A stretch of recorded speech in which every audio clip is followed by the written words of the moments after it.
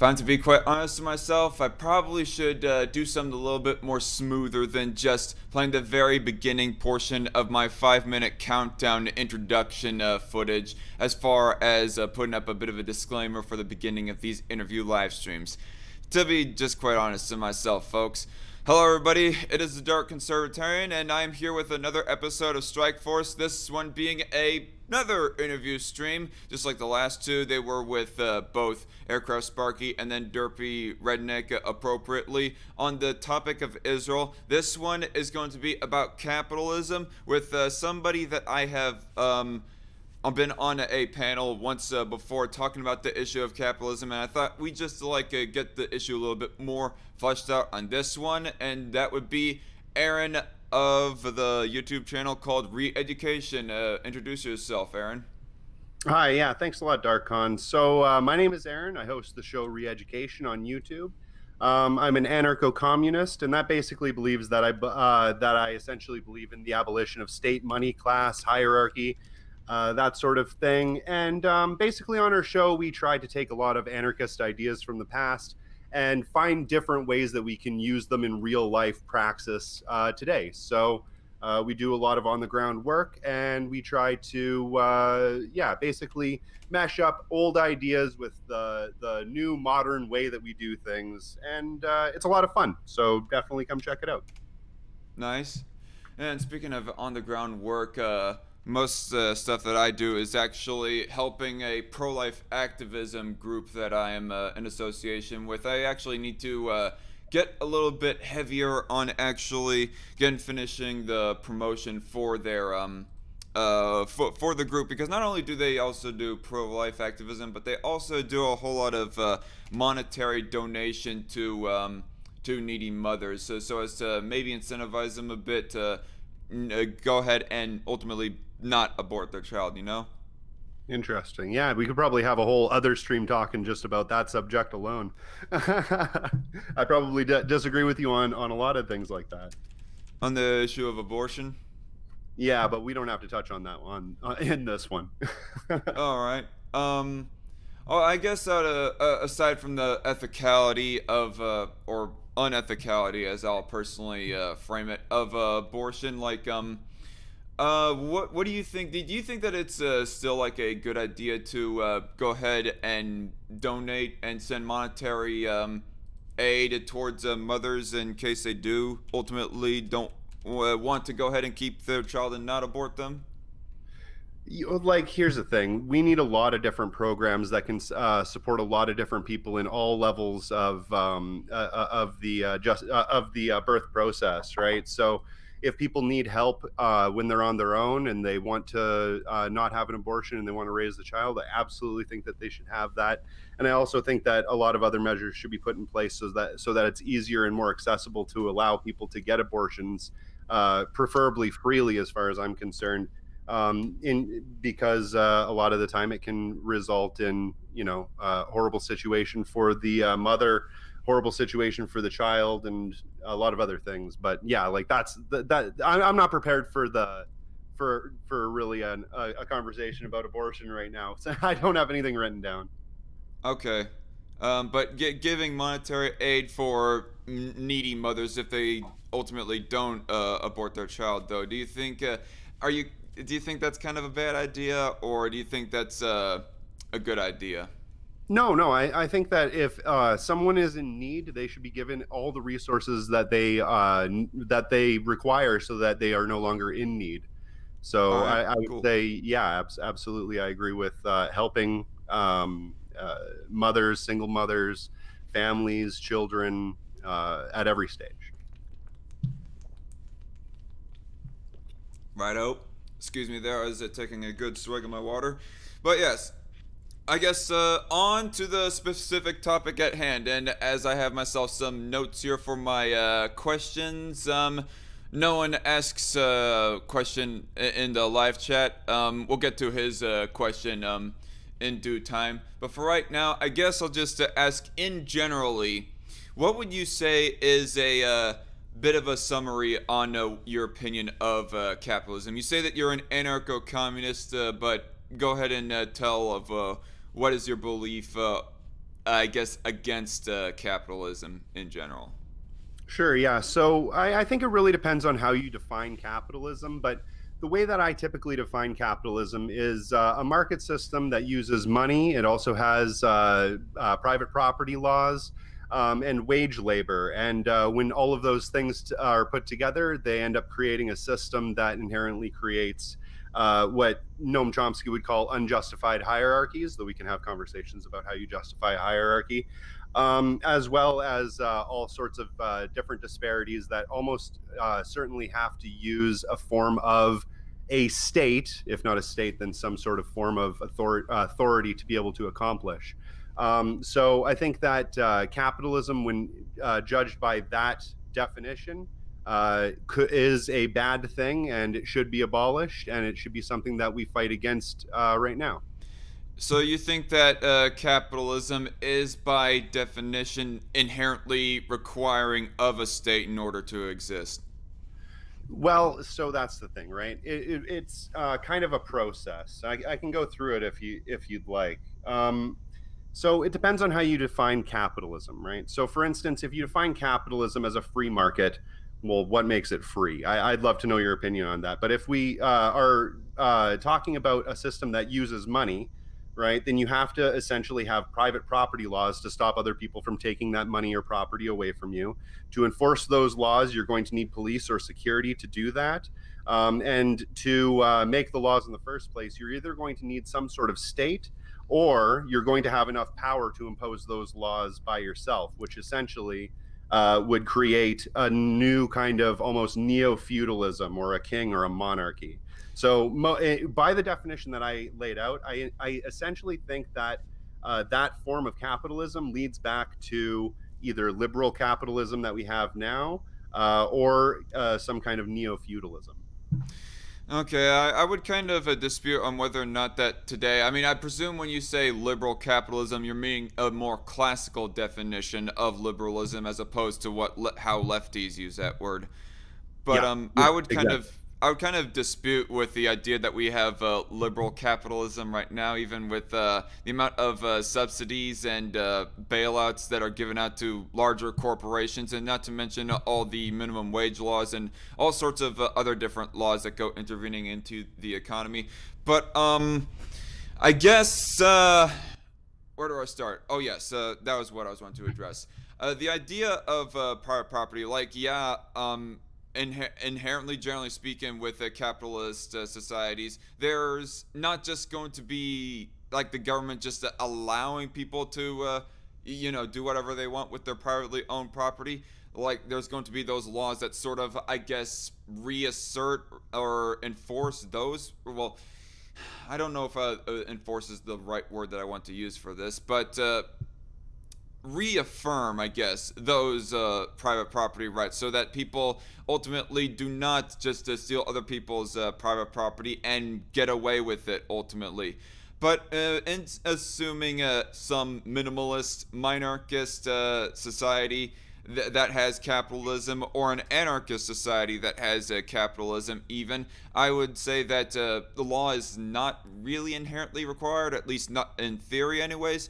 I mean, you obviously know about the ANCAP's belief that they can defend their own private property with, say, their privately owned 50 calibers and their tactical McNukes, and even more sophisticatedly, privately hired security, right? Yeah, well, absolutely, and that's the thing, right? Is that if you don't have a state apparatus to uphold those laws or to employ a police system, then you, like I said in a second ago, you would have to have some sort of private militia or private security force that upholds it for you. And if you did that, Right. right, like then you are inherently creating a hierarchical system, or a disparity between the haves and have-nots, because inherently, like essentially the people that have the most capital, the most money within that system, would be able to hire the most powerful military or the most powerful security force.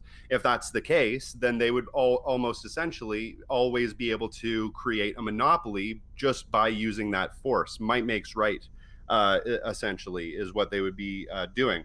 So yeah, so I think that if it doesn't inherently require a state to do that, which I don't necessarily think that you absolutely have to have a state when it comes to a market system with private property and so forth, but you would have to be able to enforce those rules that you've created in some way, and you could do that through force. And if you did that through the largest military, and you are the one with the largest amount of capital, money, resources, what have you, then you would essentially be creating a neo-feudalism. Essentially, you would be a new king, lord, dictator, that sort of thing.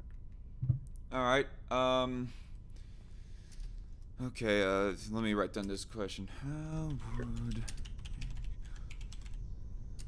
I guess I should have wrote that down as you were like talking right there. But I guess going a little bit more onto the issue of hierarchies, that is also in relation to my next question. Like, how getting a little bit more to the title of the capitalism special because I don't really think that we fully got to the issue of whether or not that capitalism is libertarian or anti-libertarian. I mean, unless you remember differently. I mean, what do you think in regards to that live stream? Did we at all dive deeply into the point of whether or not capitalism is libertarian or not?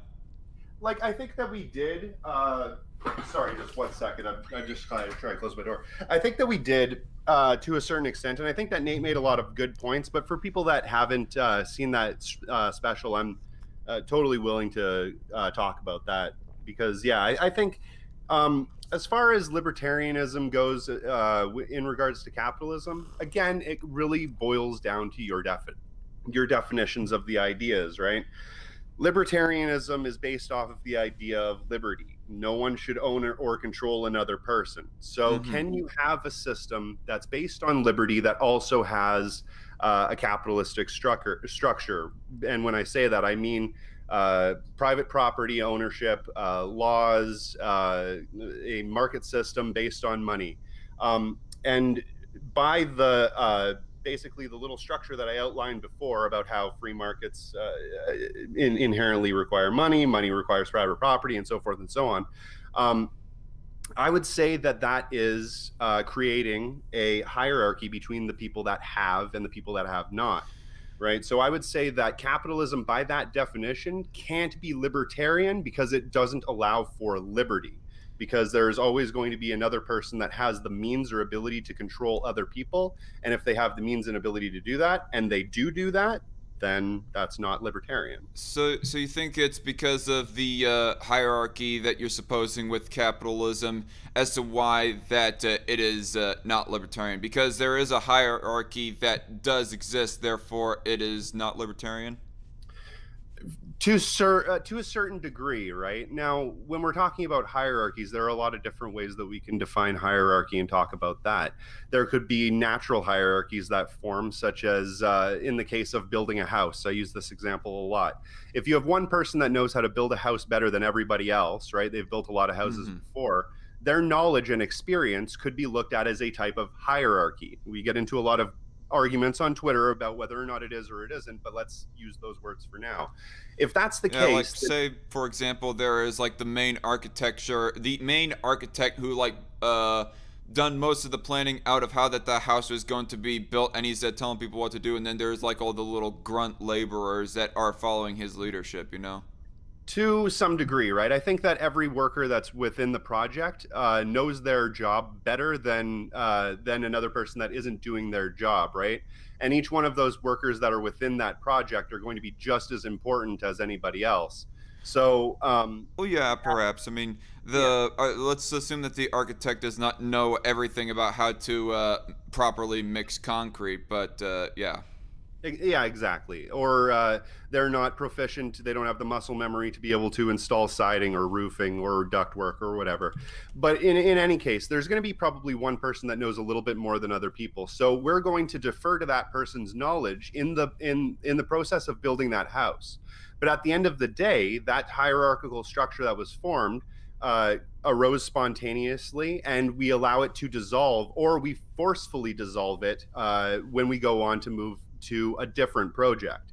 So the person that was in charge of the house or the building process of the house doesn't also have the ability to be in charge of the state or the city or even a local garden, right? Because those are not overlapping things. Well, it would depend on how they manage to get in possession of the land in which that the garden exists, or whatnot. But say let's take this further and say that the architect runs his entire construction company, and all those little grunt laborers, they are hired by him. Like he is the main big boss of them. He gets paid first up front for a little house building project and for all the house construction projects, and then he diversifies that payment out to all the different workers and getting the materials for those workers in order to work on the house and so forth. You think at that point that is an unjust hierarchy and therefore it should be forcefully dissolved? Yeah, so actually, what that creates is a couple of things. It definitely does create an unjust hierarchy because there's one person that's able to use the labor of others to profit.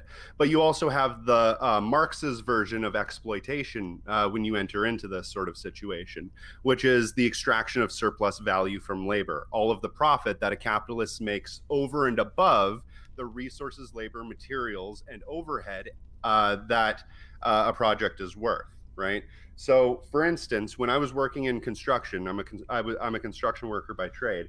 I would get billed out as a first year at about $10 an hour, but my employer would be charging the people that were basically being billed out to $100 an hour, not including labor and overhead, or sorry, not including materials and overhead.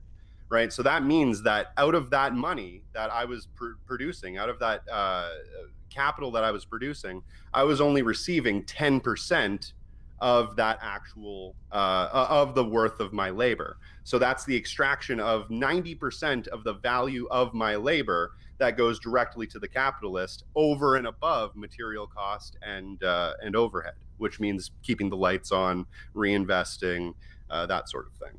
So he was keeping that 90% in order to pay the bills for his construction company, is what you're saying, right? No, I'm saying that's over and above the overhead, right? So overhead means paying the bills, keeping the lights on, paying for material, all of those sorts of things. Oh, and that's already billed out in the job. But then the hourly rate that they bill you out on a construction site is, say, about $100 an hour if you're a good plumber, right? So then that means that if you're getting paid $100 an hour, but you're paying the employee $10 an hour, then you're getting $90 an hour of labor that you didn't actually produce anything with. So this is the point that I heard you mention on Nate's live stream when he interviewed you, and this is the point that you started defining. Like he asked you, "Is taxation is theft?" And you said yes, and also let me go mentioning about labor as well and how that is theft. And you said essentially, like you are right now saying as well, that wage labor is theft in your belief, correct? Yeah, wage labor is like I said, it's a couple of things. It's theft, it's extortion, it's coercion. And if you're forced to work for somebody else because there's no other places to work, or you are compelled by your hunger or your inability to move, then I would call that wage slavery, which is very similar to actual slavery. So I'd say that it's a lot of different things. Whereas the force that the manager was applying to you to keep on working for them, or else suffer by the chain or gun that I own. Yeah, and but that's the thing, right? Is you can have direct or indirect coercion or violence. I would say that direct violence is not any less or any more evil or coercive or damaging to the individual than indirect forms of violence, right? If you starve a person and say either you work for me or else I'm not going to give you any food, right? You're not directly harming that person with physical violence, but you are extorting them to force them to work for you. I would completely disagree. Oh, why? Like, why? Yeah. Because the idea that we as humans, we need resources to live, it is not the fault of the business owners that is set up within our anatomy and whatnot. Like I would say I would say definitively that a person telling you, hey, either work for me or else suffer my 9 mil, or I got you held yanked by the chain or whatever, that is in fact considerably a lot worse than a person saying, "Hey, do this, or else I'm gonna have to let you go and diversify my resources, my money that I'm paying to you in a different way," which I would call that even not unethical at all, honestly. So you would say that physical violence in the moment is worse than physical violence that takes a long period of time to I happen? Is wouldn't that what even you're saying? call it physical violence. I mean, it's not like they are the ones causing the physical violence. Why not? If you were a king and you owned all of the I mean, resources in they the don't have control land, of your stomach. well, no, but if you were a king and you had control over all of the resources of the land, right, and you forced your peasants to work for you, those peasants would then be unable to receive any of the things that you didn't give them unless you decided to give them, right? So, Sure, it's some. do you think that that is an okay system? Well, I find that not really equivalent. I mean, sure, it's How is almost it not it equivalent? sounds like that you're almost talking about a feudal system in which that there is a one person that owns almost everything and almost almost does force them to keep on working, or else hey, get kicked out of the kingdom or whatever else scenario that you might concoct. Um, I find it Sure, not but what's equivalent. the I find it not equivalent mostly because of the fact that there are multiple businesses that you could go to, not just one that you have to go to. what's the difference between having one slave master and having many? Being able to choose which master you work under doesn't necessarily make that slavery any less palpable or any less terrible to the individual's freedom. Except I would not call that slavery, even because again they are not forcing you to stay working for them. But you're You still compelled by have your your options. You still have your but rights you to but expand on your you options. may have your options, right? You may. That's true. If you have capital and the ability to leave a job, then sure you do have options. But if you're compelled by your hunger or unable to move from one job to another because there's a lack of jobs in that area, or because your skills aren't transferable, or because leaving that job would mean that you would endure undue hardship to yourself and your family, I would say that that is exactly the same thing. Being forced or compelled to do something indirectly, I would say, is just as damaging as being forced or compelled to do something directly. I don't know how exactly to tackle that without repeating past statements that I said. So we might Yeah, just but end up moving on. But that's what were you fine. about to So say? I was going to say at the beginning of the beginning of the thing, this is why it's never useful to have a debate, because we're going to have differences of opinion, and there's a very low chance that I'm going to change your mind on a lot of this stuff, and I'm not probably going to change my mind on a lot of this stuff unless I'm presented with a really good argument, right? And so, in which case, I would consider it. But the whole point of this is to kind of talk to one another, find out what each other believes, why we believe those things, and get a better understanding, I think. I guess one point that I do have to ask, actually, just for the sake of covering every single corner, and yes, I did get it from the chat there, more specifically from Jay Will. Hello there, by the way, and hello Night Shift and JC and everyone else that is joining in. So just to be honest on so that people are not accusing me of plagiarism. But nonetheless, what about self-employment? If a person's options are starting to dry out as far as what they can do outside of their own ingenuity for ideas on how to survive, like they cannot go to someone else, hey, can I work for you for this money so I can like buy myself some food to survive, or the jobs they just completely move out entirely. There is options even outside of that, like self-employment, or even or even possibly having to live off the land and whatever resources are just naturally available. And I've realized that when you're in the middle of a city, that there are some laws kind of restricting people from doing stuff to survive, like collecting rainwater and so forth. But I would blame more the government than the business owners for that. But what do you have to say about self-employment as a alternative to all of that? Sure. Yeah, that's a great question. And I think self employment is one way to get out of that situation if you have the ability to become self employed. Personally, I'm self employed. I have, I think, 4 or 5 different businesses that I juggle, getting just enough money to make my rent. and it does get me by. But I do realize, and I'm sure that you would have to admit as well, that being self-employed isn't necessarily just something anybody can go and do. Some people don't have skills that are allowing them to be self-employed. And a lot of places, right? Almost every single person that becomes self-employed within the first 5 years, their business gets wiped out, and that's just I believe that is the actual statistics. So yes, you could become self-employed, and that is a way for you to get around the situation. You could also start a worker cooperative, which doesn't necessarily take you out of the capitalist system, but it does alleviate some of the problems of you not being able to own and control the things that you create.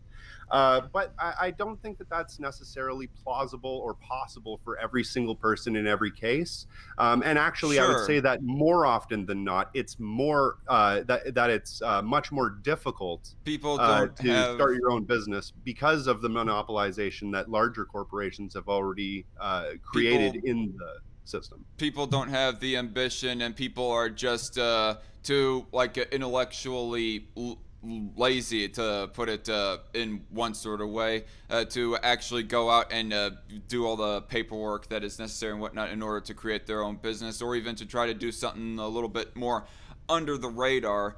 Um, Ye- but I'll like yes and just no. I think that also like with that, right, you have to have the time, you have to have the resources, you have to have the money, and if you don't have any of those things, it's very unlikely you're ever going to be able to get the opportunity to start your own business. And just quickly, you touched on another thing. Well, you could just leave and go off into the countryside and live off the land. First of all, like you're saying, there are many laws that stop you from doing that. Anti-squatting laws stop you from being able to live off of the land pretty much anywhere you go. I live sure. in Canada. I know it might not be exactly the same in the United States, but here in Canada, we have crown land. And if you, which is land that's technically owned by Oh, the you live in government. Canada? Yeah, yeah, yeah. So we Okay. have crown land. And if you go and squat on crown land, you get thrown in jail, you get fined, you get all kinds of stuff, right? So Squat. there is no like new frontier where we're able to just exist.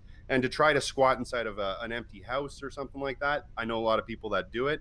Highly illegal, though. I mean, I don't necessarily oppose the idea. Um, well, I will say that whatever laws that are instituted by the government in order to sort of dry up and suck out all the other options that a person could possibly do, I would say that that is more on the fault of the government than of the business owner themselves, who decides to not hire you because they find that I don't know, your work is insufficient, or they're even running out of their own resources to keep you hired. Running out of Yeah. money and so forth. Well, So, I but think at it can that be point, both. at that point, I would say that whether or not that they hire you, and whether or not they quote unquote steal your labor, it's still not a theft on their part, anyways. At least Mm. Are you talking about wage labor? I'm Wage talking labor about again? I'm wage coercion. I'm talking about wage labor, like when a person employs you, etc. Hmm. Yeah. So, like I was saying, there's the Marxist version of extraction of surplus value from labor, which they call exploitation, right? But then on top of that, you also have the coercion aspect of it. Um, when it comes to trying to live off of the land, or trying, you were saying that it has to do with the government more than it does any corporation, and I do agree to some extent that it does.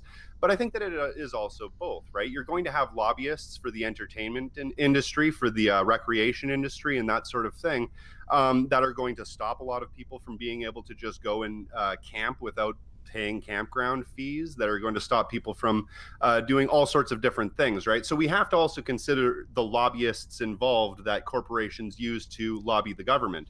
I will agree with you, if we didn't have the government, there wouldn't be lobbyists to do that.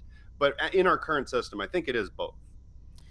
So, okay, in our current system, there are many criticisms that we can both, lob at the current system that we have here in the United States, or even in Canada for that matter, because I would take a gander that there is hardly not a truly free market capitalist society out there in the modern world. Anyways, I mean, people would argue that it was Hong Kong at one point, but now China has completely usurped that land, as opposed to just having some I don't know whatever exact relationship they had before the Hong Kong protests happened and so forth.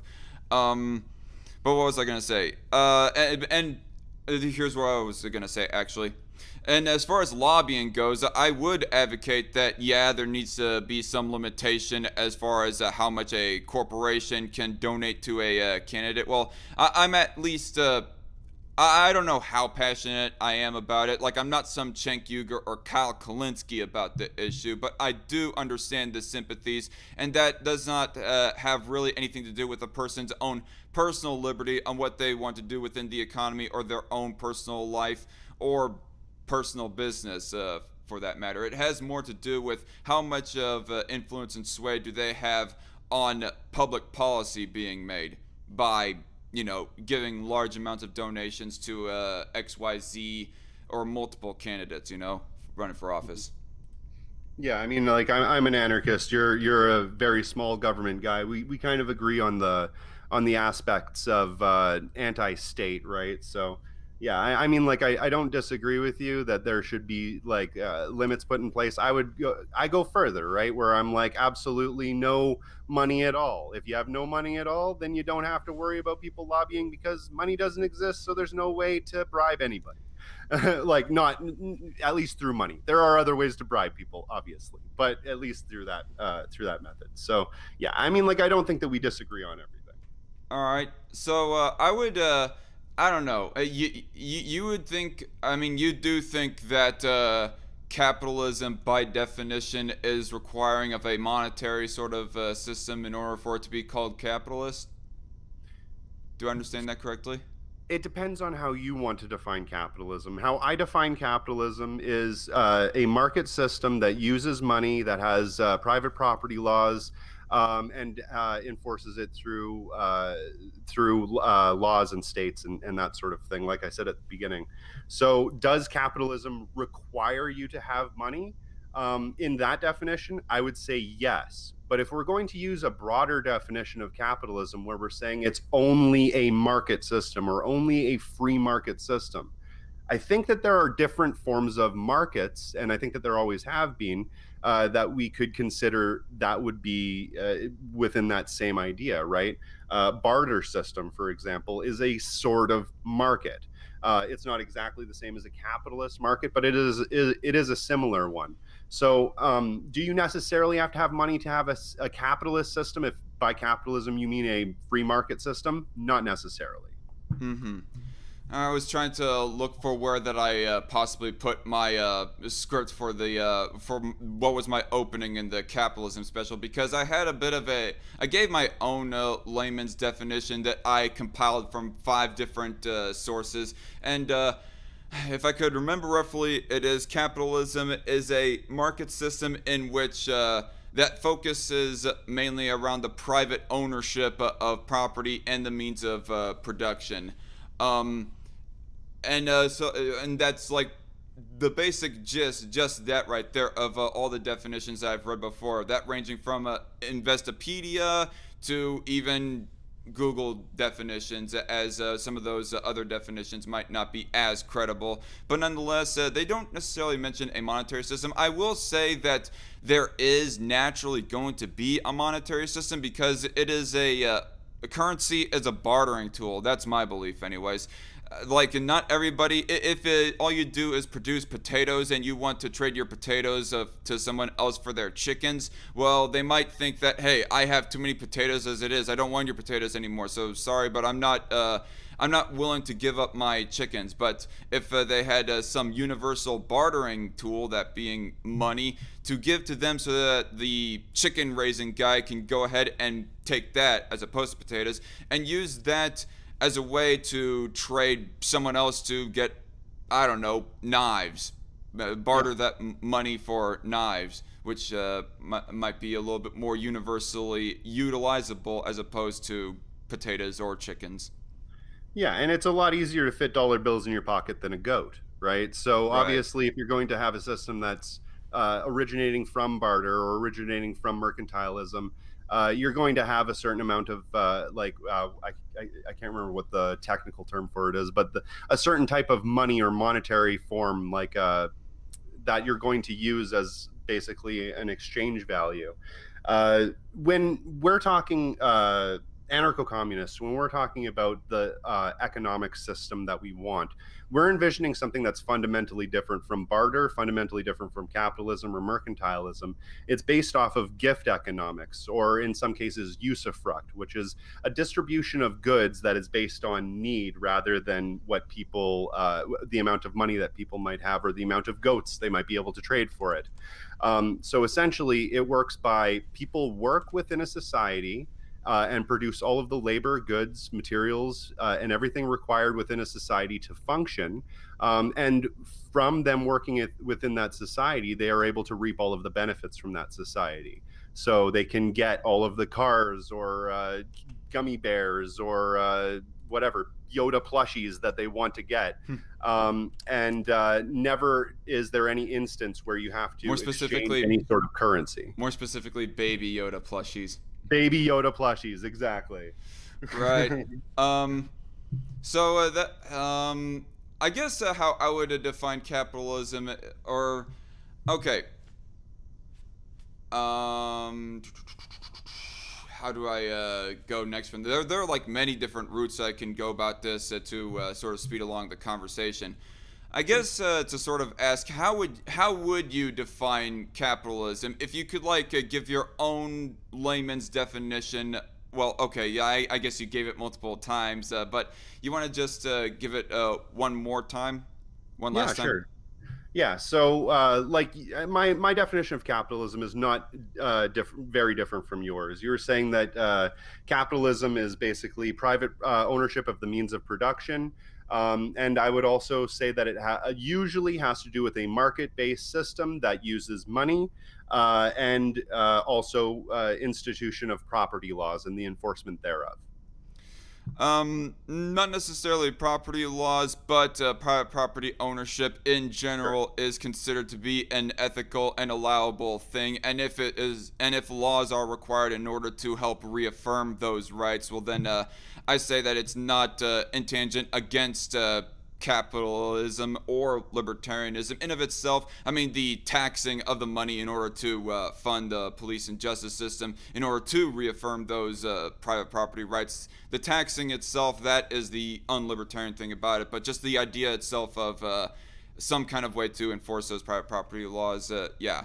But nonetheless, I guess how I would define capitalism is like different from how it was originally defined by the classic philosophers Thomas Hodgkins and Louis Blanc and even Karl Marx, as those are all the different people that Nate and all sorts of different people go mentioning as to how the term capitalism originated. They seem to have this definition of capitalism that is more in tangent with corporatism, in which that corporatism would be a market system that is, well, okay, this is not an exact definition of it, but a market system that is kind of requiring of the government to get involved and sort of assist XYZ company for the benefit of what they presume anyways to be the benefit of overall society. But it doesn't really work out that way, because they end up screwing over the little guy with their coercive laws that favor one competitor over the other, you know? Yeah, and that's part of the reason why I try so strongly to say what I mean and then define what I mean, right?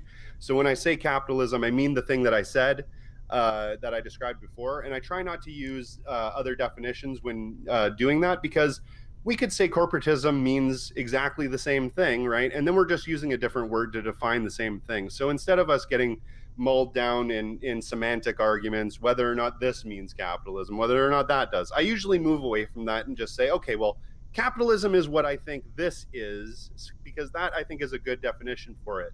But if you want to use different definitions, I mean, like, the English language is a living, changing thing, so we can always use different terms. As long as we both know what we're talking about, it shouldn't be that big of a deal.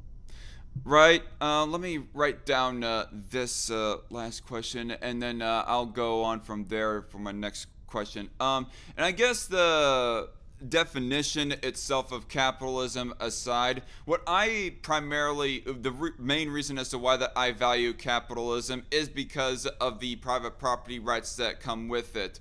My libertarianism is the belief that private property rights is, or allowing people to own property in general, and individuals owning property that is by a layman's definition, private property. So allowing people to own private property is allowable and in tangent with libertarianism. But coercing somebody out of their private property, be it primarily by force, be it by mob or government rule, I would say is not really libertarian myself. But I guess this gets kind of into the one point in the capitalism special where I kind of wanted to assert myself a little bit better, but unfortunately I did not quite have the moment to do it without making a complete interrupting jackass out of myself. Was the one part of whether that you were going kind of back and forth with Raja. Both you and Gabby were kind of going back and forth with Raja, and I think Night Shift as well. But you would say that there is a differentiation of personal and private property. And I guess another question to sort of be addressed along with that is you agree pretty much with Damon, the anarcho-clownarchist, that you think private property should be abolished? Or I'll let you address all that I just said there. Yeah, absolutely. So yes, I did agree with the clownarchist about private property about it being abolished. The thing is, right, is about how we define these sorts of things. So when you're talking about being able to own property, being able to own land and resources and stuff like that, I don't necessarily think that that's a bad thing. I think that people should be able to own their own house. They should be able to own a piece of land that they can take care of and that they can use, and all of those sorts of things. But I In a would business consider, sense too? well, it depends, right? So if you have your own independent business and you're a sole proprietor, then yeah, I absolutely think that you should, by definition, should be able to own and control that, because that is your labor that is going into it. It is the products that you are creating that are yours and that you get to distribute freely how you wish to do it. So when does personal property become private property at that point? Is it when that the person is still by their own self running that business? Is it when they start using their property for a business purpose when it becomes private? Or is it when they start hiring people to work in that property when it becomes private property? How would you define it? Right, yeah, and that's exactly right. Once people are starting to get hired in a form of wage labor, then you've gone from having personal property to private property, right? So the way that I wrote it down here is, once something is used by many people, it would become shared or common property, and you can own all of the equipment, materials, and land that you are able to operate or work, as long as you're able to do that on your own. The second that you need more than one person to operate or work that land, use those materials, use that equipment or whatever, then it goes from being personal property to either being shared property. For instance, if you have a table saw that you're loaning to a friend of yours to help build their house, or common property if it's something that everyone in the society is using or needs to use to be able to produce certain goods, like large factories, equipment, minerals, oceans, waterfalls, all of those sorts of things. I guess I would say that there is no difference between personal and private property. Personally, the moment of when that you okay, it's all private property in my opinion. A person owns their own house. That's private property. Everything that they possess within it, that's private property. Everything that they use, that they store within that house or the storage shed or otherwise, that they use for a business purpose, that's private property as well. And the fact that they have people coming in and working for them does not really change the condition of their ownership of that property. It is still private property at that point. Same in the same way that they have somebody like coming in to live with them, like say they get married have a wife and a whole bunch of kids, and they have people not necessarily working for them, the wife and kids, but living with them all the same. It is all private property at that stance. What I would say is the only real differentiation between any kind of property is between private and public property. Private property being a sole and maybe a shared, on a more minuscule level anyways, that shared ownership of a piece of property. And public property, that would be of when that the general society, like all the people or the government that is meant more purposefully to represent the people, but that's obviously not always the case, as in practice anyways, as it turns out to be. But nonetheless, that's when it becomes private or public property, is when that is bought out and possessed by the government essentially, or the society as a whole. Sure, yeah, and I mean, like, you can make those different distinctions, right? Like I was saying, the way that capitalists define private property right now is essentially some sort of property that is owned by legal entities, right? In heavy quotation marks. What does that even mean? It could mean an individual, it could mean a corporation, it could mean a board of directors, it could mean a wide array of different things. When it comes to a gift economy, right? What I was talking about before, in an anarchist system, we don't have money, right? We don't pay each other to do things. We do things because we collectively agree that it's something that's good to do, or because it's going to benefit us in some sort of way. But under that system, it's fundamentally impossible to actually hire another person, So right?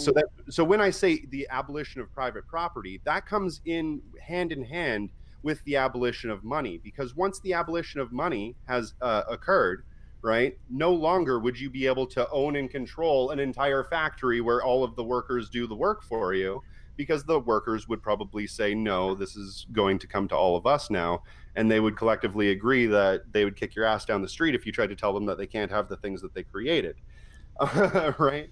well, I would But say when it that. comes to an individual, right, you can own all of your hammers, you can own your table saw, you can own your home factory and that sort of thing, and that doesn't change anything at all. And if you want to have somebody come and help work with you, right, lots of people would be willing to come work with you for absolutely no incentive at all, other than to just do it for the enjoyment of doing it, or to help you because they like you, So right? it's, So I yeah. got two questions, if I may. So essentially, within a gift economy, everybody is provided the essentials of society without needing to work or trade for them, like food, shelter, clothing, etc.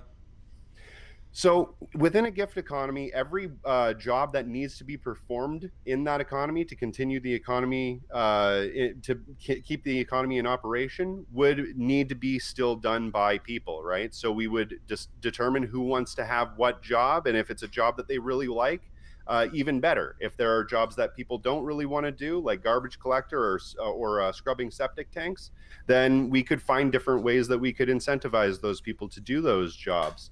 Um, I so mean, that's kind of what capitalism does with its monetary system, etc. Sure, yeah, but we would find different ways, right? Because we fundamentally don't think that personally enriching yourself benefits the rest of society. So we want to find ways that we can incentivize people to enrich the rest of society while also improving their own condition.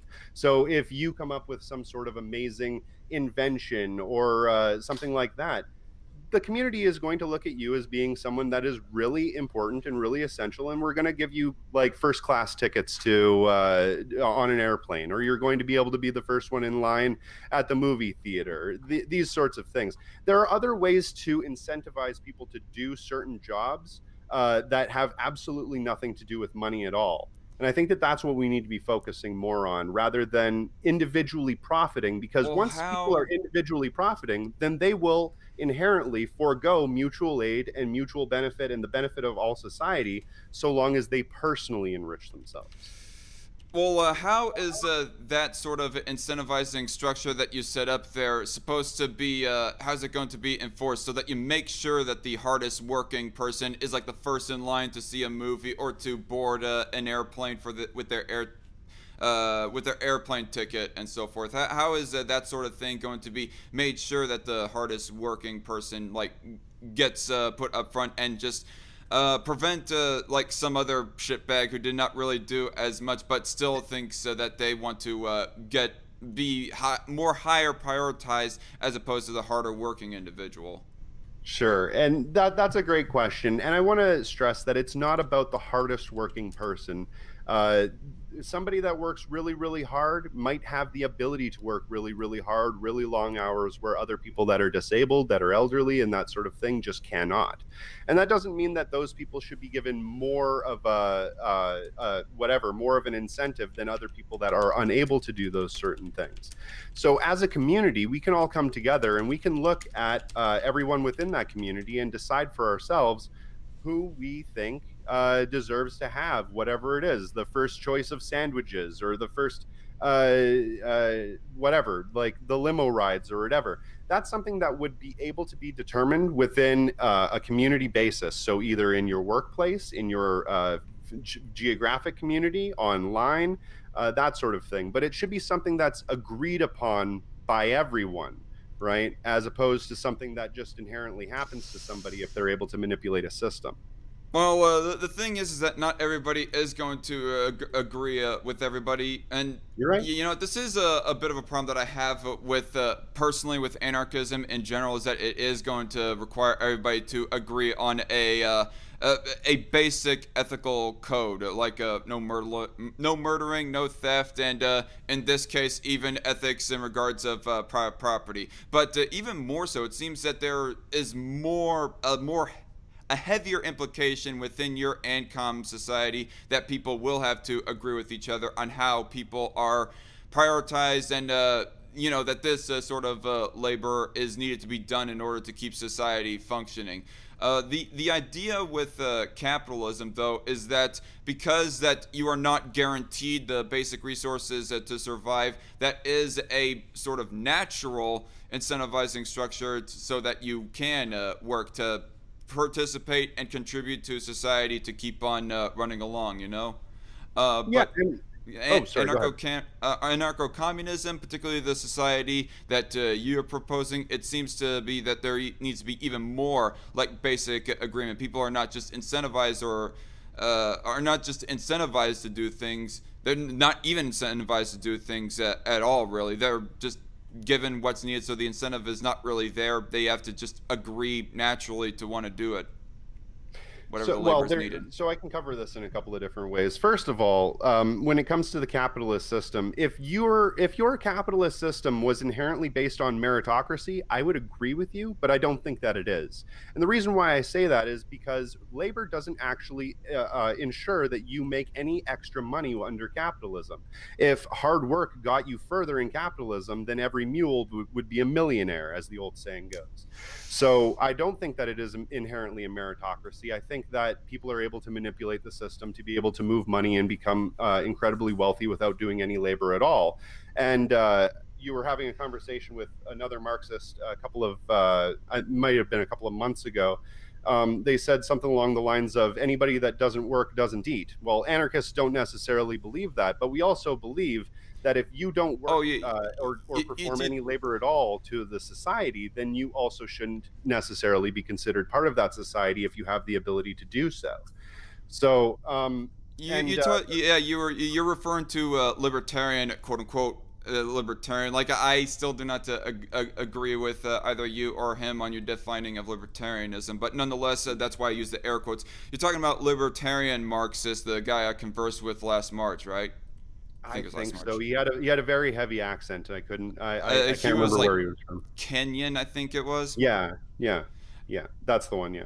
I also want to address the whole thing of if every single hard worker, like you have a bit of a gripe with the idea that capitalism is a meritocracy, it seems, and pulled the quote that if we were truly a meritocracy, then every mule would be a millionaire, etc.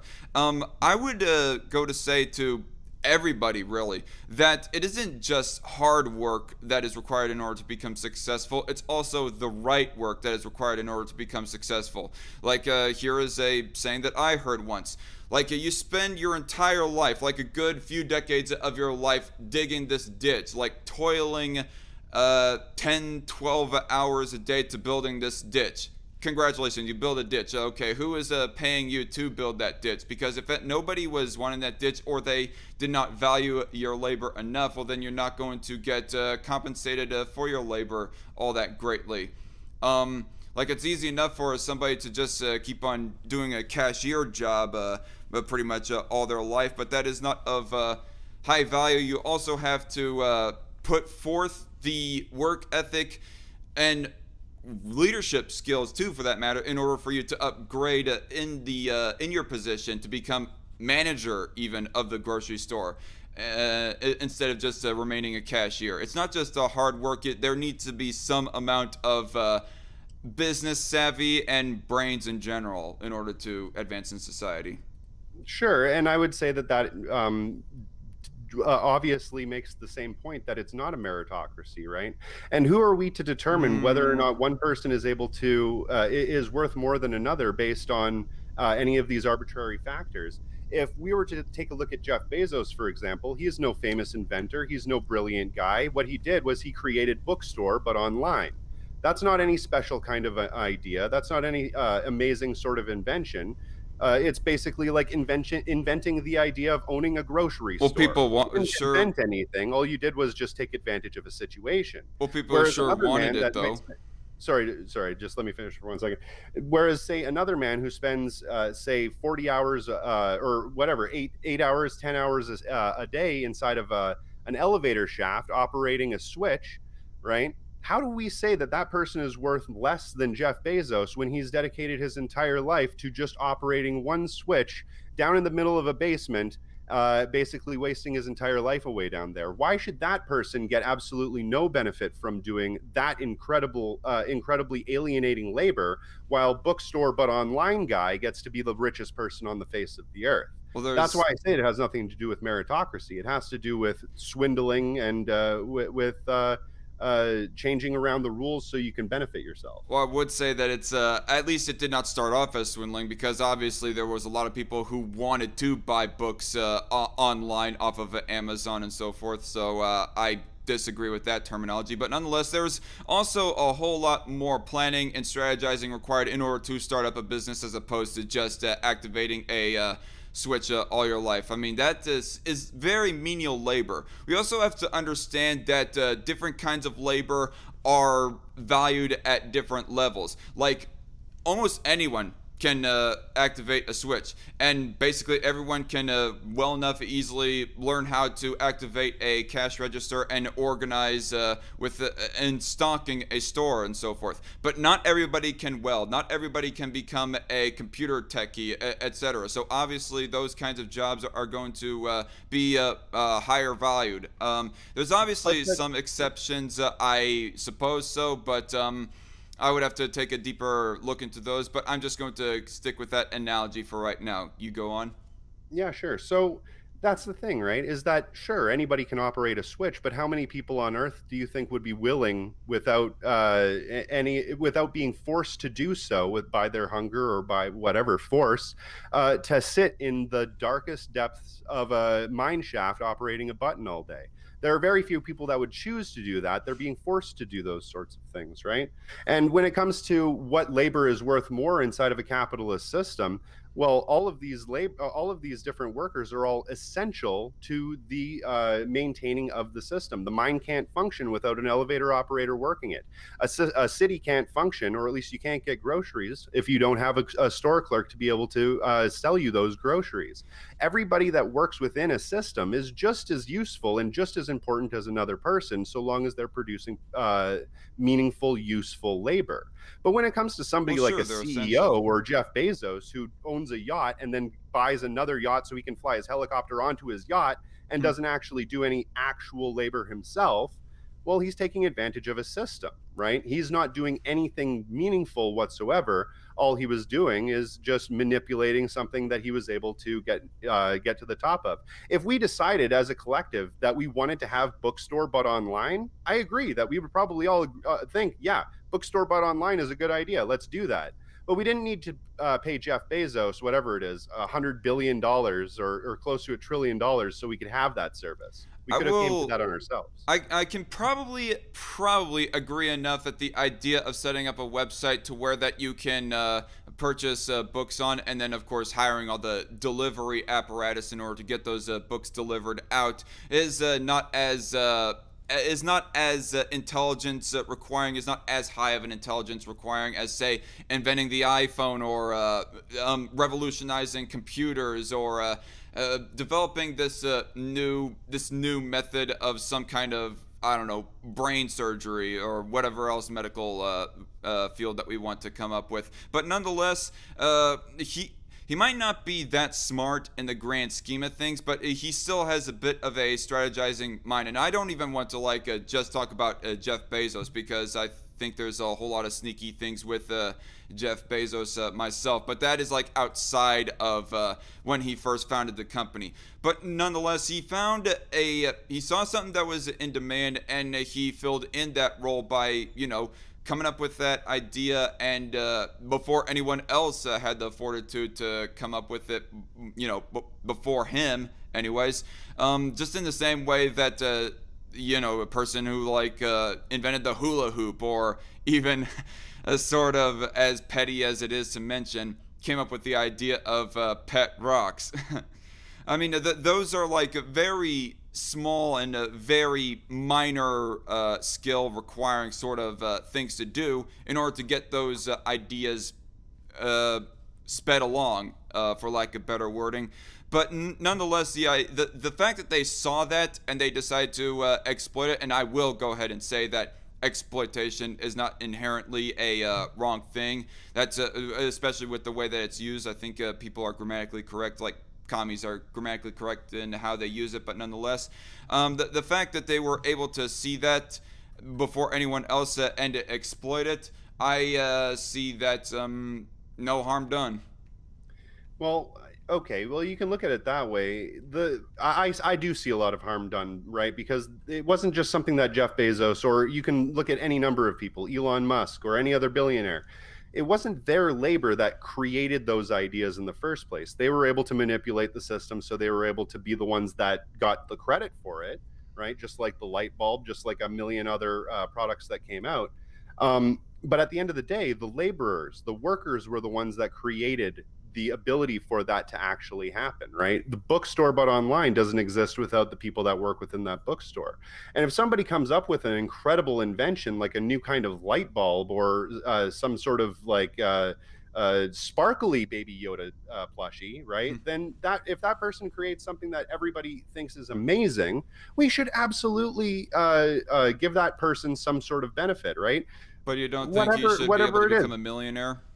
Well, that's the thing, right? Because in a gift economy, money doesn't exist anymore. So we don't think in monetarily incentivizing those people to do those things, but we want to dream of a system where people will better humanity and better society. And if we can do something that would incentivize those people to do that, then we absolutely should. But we also shouldn't allow the same people that come up with bookstore but online be the ones that are able to control and operate the CIA or the military or any number of other different organizations or bodies that we all know all of these businesses have their greedy little fingers in. So I mean, you're talking about lobbying again right there, but on the point of the, I mean, we, as it currently stands, we do not live in a gift economy, and the guy who invents some kind of special sparkly Baby Yoda plushie, and he comes up with that idea, he invents the first one and the first dozen even, and then he hires people, teaches them the basic blueprints on how to invent that, and whatever else new twinkly ideas that he comes up with, and he hires them in order to not only advance his own stature in life by mass selling his product, but he also ends up hiring people so that they do not otherwise have to, I don't know, work the crappy cashier job that they were getting sick and tired of, or be a homeless bum on the street, for that matter, or whatever alternative it was that they were doing before that they got hired on for making sparkly Baby Yoda plushies. But you think that the person who invented the twinkly Baby Yoda plushie, when he takes that methodology in trying to revolutionize his economy, or revolutionize his business idea in the economy that we have set up, though. You think that that is still unethical of him to do such? Like I was saying before, unethical or exploitative. I think that exploitation in the Marxist sense is wrong, right? Which is extraction of surplus value from labor. The second that you start hiring another person to do a thing that you yourself can't do on your own, right? Then we start creating this exploitation. If that one person is making more of a profit than the people that are creating the actual goods, then it creates hierarchy. That hierarchy allowing them to have more money. If they have more money, then they have more power. If they have more power, they have more ability to exploit and oppress and do all sorts of things to other people. So under the capitalist system, I don't. I'm not a reformist, right? Like I'm a revolution type guy. I'm a revolutionist, and I don't think that paying somebody a bunch of money because they came up with a good idea is a positive way to create a better society. I think that we need to incentivize great ideas and inventors through different means, more imaginative ones. What if everybody consensually, of their own volition, wants to buy the twinkly, sparkly Baby Yoda plushie, though? Lots of people. I mean, I think I'm starting to remember of how we got down to this point, and it was talking about meritocracy, and that would be a good example of somebody actually successfully being meritocratic within the society. Is the guy who invented the Baby Yoda plushie and ended up getting enough money in order to hire more people and more people and more people to expand the idea. I mean, but that guy getting paid, what if lots of people within society consensually wanted to purchase those Baby Yoda plushies?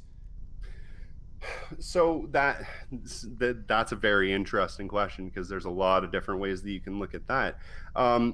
So yes, let's say in a situation where there's a self-starter, self-made millionaire, and they created a really good invention like this plushie that allowed them to be able to create a business. That I would say is an exception that proves the rule, because 9 times out of 10, I think it's something like 60% of all wealthy people come from previous wealth. They are all generationally wealthy, right? So the majority of people that start new businesses aren't coming at it from absolutely nothing, right? They're coming at it from already having a certain amount of capital there for them to be able to start that business. Like I was saying, something like after the 5 years, 90% of all small businesses end up going bankrupt, right? So I would say that in that case, right, that somebody has created some sort of amazing invention, some sort of amazing thing. The way that we reward that person shouldn't be by giving them a company where they can basically continue to reap a ton of profits. We can reward that person in a completely different way. Like I was saying before, you could give them cars or houses or whatever, but we don't have to do that. I wouldn't say that society is necessarily giving them a company. Like, I know this is not what you're actually trying to say, but the way you worded that, it almost came off like we were like freefully giving them a company, as opposed to them just building up on the wealth that people one by one started purchasing all the little plushies. They were able to build up their own wealth in order to get to the position of, hey, you got this free land for me to build my factory on. I would like to purchase that from you at this point. Yeah. It wasn't technically. I'm optimistic. It wasn't technically given, like at least not freely, anyways. And I'm not trying to say that that's exactly what you were trying to say, but it was more like he was able to obtain that through his own efforts. Through his own efforts, or through I think that again, it's systemic, right? It's a system problem and not an individual problem. I have no problem necessarily with individual millionaires, though a lot of them are pieces of shit, or billionaires, which a lot of them are absolutely inhuman creatures. But my problem is with the system itself that allows that sort of profiteering and profiting off of other people's ideas to exist. When we're talking about back in the past, right? The Henry Ford Corporation. It's not like Henry Ford came up with the idea of building a car, no, right? Of course he had not. he had some pretty interesting ideas when it came to production lines and that sort of thing. So you Yeah, can get that credit was for some of that. That was his contribution and how he became rich. Is that he was able to commercialize it and make it affordable, the automobile. Exactly. But all knowledge within the world, right, is based off of our previous knowledge. We stand on the shoulders of Right. giants, if you will. So I don't think that one person should be able to come up with an idea, Mickey Mouse, for example, right, or whatever, and say, well, now I didn't create the idea of animation. I didn't create the idea of cartoon mice. I didn't even create the idea of a theme park or whatever. But I'm going to be able to reap all of the benefits because I say that I did because of whatever. Well, Copyright laws or intellectual property laws and that sort of thing. I think, yeah, I mean, obviously, Walt Disney was not the first person to come up with the idea of animation. I would have to look more into his background, but I would presume that the way that he became successful is that he found some easier, more speedline methods in order to animate. It still like took years in order to animate, but I think the biggest thing that made him so successful is that he was like the first person to come up with the first full-length animated movie, that being Snow White, a fully animated movie, more specifically. And then he just built off of that. Yeah, well, but then again, there's also the fact that Walt Disney had a team of animators that worked with him to produce those movies, right? So, again, the way that we put it is the workers of the world create all of the wealth of the world, right? And if you create all of the wealth of the world, why shouldn't you be able to control the world? No, but that's the thing, right? Is all of the workers before Walt Disney, or all of the workers before Henry Ford, all of the workers before Jeff Bezos, or name your guy, they all created what Jeff Bezos and what the other people were able to take advantage of later on. So should they be given undue credit for that when really they were just taking ideas that had already existed? I don't think so. I think there's a certain amount that they should be rewarded for. Coming up with Bookstore But Online is a cool idea, right? And we should reward somebody for that, but they definitely shouldn't be making like $300,000 a minute, right? And I don't think that they should be making any money at all. I think that they should be doing those sorts of things so they can, yes, personally benefit in some way, right? Maybe that is through doing something fulfilling that makes you joyful and makes you happy, right? Or you could get rewarded in another way. But you should be doing these things, and I think that we should all be doing these things for the benefit of humanity as a whole, right? At the end of the day, even if we do get personal, even if we make personal, whatever you want to call it, benefits from it, the totality of all of these different ideas, since they're collective in nature, should collectively benefit society.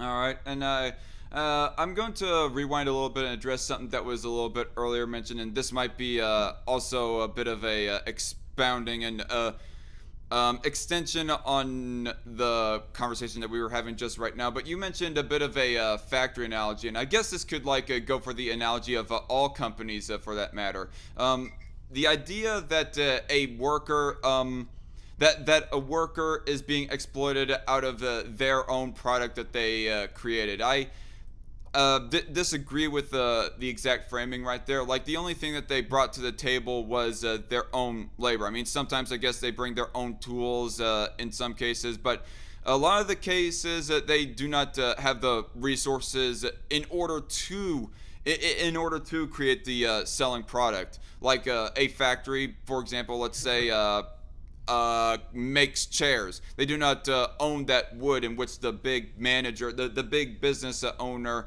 had actually purchased himself in order to have the resources in order to create chairs. They only brought their the workers, anyways. They only brought their own labor to the table to help with that. And the reason as to how that the business owner has rightful ownership over that chair and what gets done with it is because he originally owned the resources in order to make it.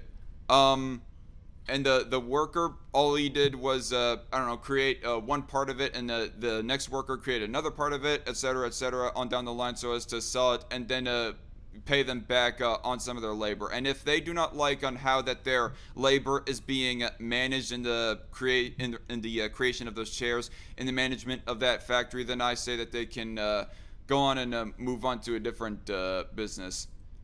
The legitimacy, though, is the fact that they did not that they did not originally own the resources. The business owner was the one who originally owned the resources, or assuming that they legitimately purchased or through some other legitimate means came up with those resources in the first place. Yeah, and see that that's a good point, but I noticed that when you're saying that, you have to make a lot of caveats. Like, as long as they purchase that land in a ethical way, as long as they didn't steal it, as long as. But when we boil it down, right, when we look at how a lot of these people were able to gain a lot of land, they may have bought it from somebody else, who bought it from somebody else, who bought it from somebody else, who stole it from the people that lived here before, be it Native Americans or any number of native peoples that were all across Europe and the rest of the world, right? So I question whether or not those people came to those means of production legitimately. And on top of that, I would also say that if we are to look at things in the way of having a free market, right? I don't like looking at things as having a free market in a gift economy. The way that I like to look at it is the free association of free producers. If somebody is able to freely produce things and trade them or give them away to other people however they want, then that is an equal or fair thing to be able to do. But when you have one business that's able to produce a whole lot more of everything else than everybody else at a faster rate or at a higher quality, then they are inevitably going to be able to monopolize that market, and nobody else is going to be able to freely compete within that market, right? Because the biggest producers will be able to produce the most goods or the highest quality goods for the lowest possible price. They can, other people can freely compete against that big time competitor, as long as assuming that there is no government helping protecting that. The bigger business has exclusive rights over that sector of the economy. Okay, I want to sorry, I want to address very quickly before we get too far away from it. The whole idea of the person bought the resources from another person, who bought the resources from another person, on down the line until you get to, like, say, the Native Americans or even African lands who got colonized, etc. I mean, at that point, the original people that were originally violated, in most cases, anyways, they're like long dead, and to be trying to displace the present people of their resources or of their land or whatever, who are not even guilty of the original theft. The people who are guilty of the original theft are long dead as well. I find it to be a bit unjust to be displacing people nowadays of resources because of the people, the victims who are long dead are, they got stolen from, and yet they're, I don't know. There's a better way to word that. I don't have it scripted down, but I think you get my general point, though. The fact that the original perpetrator and the original victim are both long dead, I find it to be a little bit unjust to be displacing innocent parties of certain resources and properties. That's just my opinion, though. No, and you can have that opinion. I fundamentally disagree with it, though. The thing is that not only would I say that a lot of those people are still being oppressed today, they also have to contend with the generational wealth disparity because they had their lands and resources all stolen from them to begin with. So they've never been able to get back on parity with the rest of the people that own those today. Not that being withstanding, I would also say that, okay, for example, if I was to steal your jacket and then sell it to another man, does that other man still is he the proper owner of that jacket now because I stole it but sold it to him, or is it still your jacket and it is stolen property? Well, I think it would be a little bit of a different circumstance because I am still alive, though. But why would that have anything to do with it when the people that are still alive today are still suffering from a lot of the consequences from those actions? For example, they're not alive. Canada, they're not alive. Their descendants are. No, I would say that they are absolutely still alive. For example, in Canada right now, the land was stolen from the Indigenous people, and right up until year? 19. Pardon? What year? It doesn't matter. It doesn't matter at what. It stolen? doesn't matter at what year it was still done, and then those people were. It kind of does for my point, though. Well, let me just finish my point here for a second. So those people are a lot of the people that had their land stolen originally, right? Their descendants are still alive, and they have to suffer under apartheid. And and racist laws that still Sure. indiscriminately affect them today. There are still genocides that were being uncovered right up until 1995. They were still doing Well, I what believe, was it? I believe, Oh, they were still doing residential schools, and they were also still doing. They're also still forcibly making the women infertile, well, I right? believe So whatever apartheid or racist government discrimination laws or whatever you want to point out, Jim Crow, etc., should not be done outside of the idea of economic principles, economic and property ownership principles.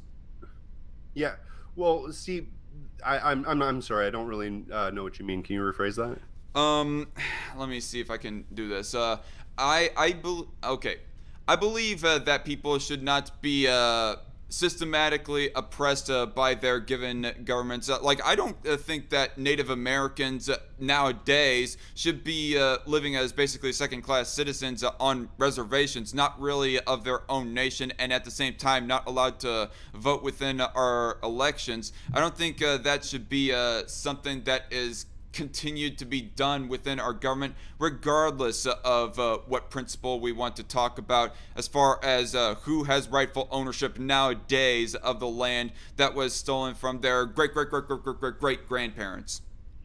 Yeah, well, in a lot of these cases, it's not stolen from their great grandparents. It's stolen, right? And it still belongs to those people, right? We're not talking about an individual that it was stolen from that owned the land. We're talking about people that collectively own the land as a people group, right? So saying that it just goes away, it's no longer theirs after certain number of people died or after a certain amount of years, I would say is incorrect, because the land itself was always inhabited by those people. It was always owned and controlled and everything like that by those people. So those people still, as far as I'm concerned, own that land. So another person coming in and saying, "Oh well, I bought this fair and square." Well, no, they didn't buy it fair and square. And I would even go further as to say that um, capitalist businesses, before there was any government at all in Canada, owned Canada. The Hudson Bay Company was the de facto owner of the Canadian territories, right? And they were the ones that were doing a lot of these things to the Native Americans, doing dirty deals and signing contracts and stuff that they weren't going to fulfill. So yeah, it doesn't need to be a state to do this. This was directly done by a business, and then eventually those ideas, the residential schools and so forth, were sold and given back to, or given to, the Canadian government as it exists today, right? So yeah, no, I fundamentally disagree with you on your point. All right, I guess we'll have to just agree to disagree on that. I mean, I believe in holding people responsible for the actions that they done, not necessarily their great grandchildren. And people, very quickly actually on this point, do you believe in reparations for black people for their great grandparents' slavery enslavement? Yeah, I would say that I do. That's a really difficult question to answer, and it involves a whole lot of uh, really interesting stretches of logic to be able to come up with an exact way of determining those things, though. If you base it 100% solely on race, well, there are some people that are black or brown that came to America or Canada after slavery had happened, so that could cause some issues and there, but they also had to suffer in a racist system with racist laws. So are they due some sort of reparations? Probably, I would say yeah. um, but another way that we could look at it Well, I is would. based around, instead of basing it solely off of race, right? We could also look at other ways of determining that as well, such as class, generational wealth gap, a varying number of different things. But this is the problem, right? Where when we get into the idea of paying reparations and making little concessions within capitalism to make things a little bit easier for the people that they fucked over for so many years, we always fall into this trap where it's never going to be adequately or accurately doled out. And that's why I don't believe Right. in money, Okay. right? That's why I believe in abolishing money entirely, because there's no So way to measure somebody like that. So you believe that trying to do reparations, give people what they are owed for past crimes that were done against their ancestors or whatever, you think that that is a little bit too messy of a thing to do in regards of the slaves, so therefore you're not that enthusiastic to attempt it? No, not necessarily. I think that there are absolutely lines that we can make where we can say, yes, this was a thing. These are generational. These people are generational descendants of exactly this sort of thing, and we can pay out a certain amount for that. But my problem is that I don't like the idea of trying to pay out little concessions. I fundamentally believe not in reform, but in Well, a revolution of the entire system. okay, well, So, quick okay. question. Before you go on a further tangent, I mean, what should be done about somebody who is the descendant of a black slave owner or some other black person who was never really enslaved during the times of the Atlantic slave trade? Again, like this is getting Should down into the minutia of like how we can weigh and measure people and determine if they are worthy of getting the things that they need to survive. And I don't think that that's a way that we need to be doing but things. do you think that person is deserving of reparations? Yes, but I don't know if I don't think that monetary incentive is going to change the way that they have been treated. I think that the only way to actually give real reparations is by fundamentally changing the system that Well, has wait. enslaved them. Without trying to get bogged down in so many sentences and words and whatnot, just to clarify, you believe that somebody, that a black guy modern day who is like the descendant of a black person who never really was enslaved at all during the times of the North Atlantic slave trade, you think that person is still deserving of reparations? If they're in a system that has racist laws, that has racially been discriminatory against those people, yeah, I absolutely do think that. I also think that people that are say in a different class, right, Okay, in lower class situations, they let also me have uh, undue hardship. So but the way to fix that isn't by giving money to people, it's by fundamentally Okay, changing the system. I get your point there. Your end goal is ultimately to get rid of money entirely, but within the system that exists and trying to stick on the topic of reparations, though, to frame it a different way, do you think that a person who is not the descendant of any slaves, a black person who is not the descendant of any slaves, but his ancestors, they still had some government discrimination done upon them outside of slavery? You think that they should be given some reparations, but do you think that they should be given less reparations than a descendant of, somebody who ends up being a descendant of people who were slaves? God, that is not a question that I would be able to answer because I'm not the one that would be making those determinations, and I don't think that I should be. As far as I'm concerned, I Right. think that that sort of thing should be left up to the communities that were aggressed upon. Okay. So, if Uh, those communities decide to dole out a certain amount of money in a certain way, I would more or less listen to their way of doing it rather than impose my own solutions. But so I just have to keep reiterating like I And don't like Joe Biden, I don't like AOC, I don't like government, I don't like politics, and I don't like capitalism in the form that we're talking about it under my definition. right. Right. So I And don't think that paying people out with money solves anything. I think that it just causes more problems. all right, and I guess that's why I would say that I don't think reparations or even like diversifying land back to the indigenous peoples is really feasible because it becomes so messy on who is exactly owed what. I mean, not only do you have to sift out the black people who are like, which one of them actually are the descendant of slaves? How many other descendants were slaves, for that matter? But in the case of Native Americans, you also have to like determine, okay, which one is the descendant of a clan that was actually the victim of another, well, not clan, but tribe. My bad. Excuse me, misterming there. But which Native American is the descendant of a tribe that was oppressed by which other tribe in the past? Who is actually owed that land? Do we give them? Do we give it back to the person who is related to the Native American who originally owned it, or do we give it to the last owner, the people who are descendant of the tribe who last owned the land before white man came in and stole all the land?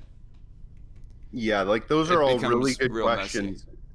like, how do you deal with an apartheid state? How do you deal with colonialism? How do you deal with a bunch of people that forced their way into another country and took control over it and started putting their own houses everywhere and started like having children and stuff? How do you deal with those things? Those are incredibly complicated questions, and questions that I don't think that I'm personally able to have any sort of position in answering, because I just don't have the knowledge base to be able to come up with solutions to every single one of those problems. What I do know is that I don't know everything about land back, but I don't think that it has to do with shipping all of the white people away, right? But you'd have to talk to somebody that's more of a professional when it comes to or not more of a professional, sorry, somebody that's more knowledgeable in land back than I am. But what I do know, right, is that the system itself has inherently created all of these problems: apartheid, fucking colonialism, the disparity between the rich and the poor, the owner versus the owned class, right? And if we get rid of a lot of those things, then other aspects like racism will have less, and sexism and so forth will have less of a bite, because at least then those people won't have an unfair amount of power or control that somebody that has suffered through the generational wealth gap or disparity and so forth doesn't. All right. And I guess we'll take a pause on the set of questions that I had for you. I think most of them, well, okay, well, I have two questions in particular that we'll dive a little bit deeper into. But for right now, I think we'll take a little break and address the chat a little bit, which the most recent live chat that I actually have written down for addressing. Sorry, not all of your chat comments are going to be addressed because there is like so much that has happened here. But nonetheless, JC Armitage in the live chat asks, so why should some random person's possessions be stolen because of the nefarious actions of the state? I'm not entirely sure what they mean by that. Could you rephrase it, maybe? I think I know what they mean. So why should some random person, I think what JC is referring to is a business owner, a small mom and pop shop who, yes, hires a few peons to work for them. Why should their business, the piece of land that they run their business, be stolen, aka by the government or by the mob or whatever, in order to diversify it because of the nefarious actions of the state in the past and how they stolen it from the indigenous peoples? I think that's a full extension of her question or their question. Oh, okay.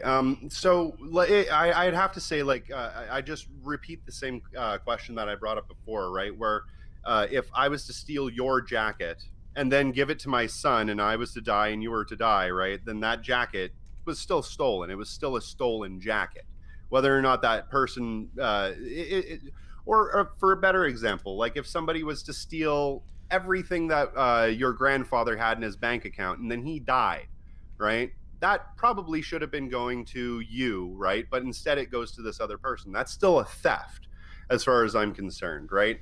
So whether or not it happened generations ago, whether it happened yesterday, that theft still occurred. So that belonging should still technically belong to you. And as far as somebody building a business on their own, right, and creating all of being able to create a whole chair manufacturing corporation, right?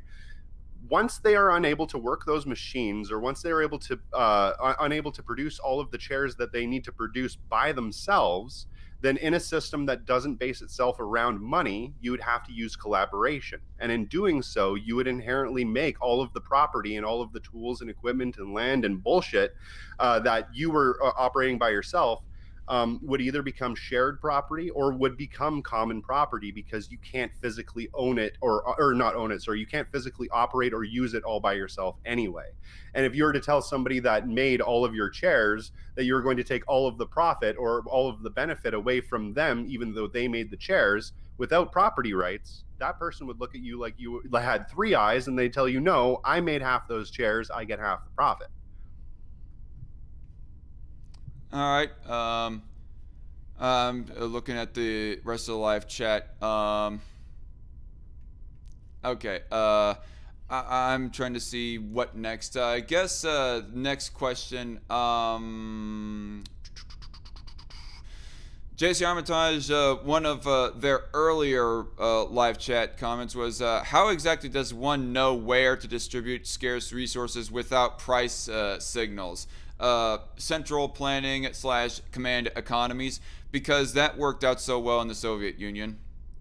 Yeah, so anarchists don't necessarily believe in planned economies, though we can have some planning within our economy.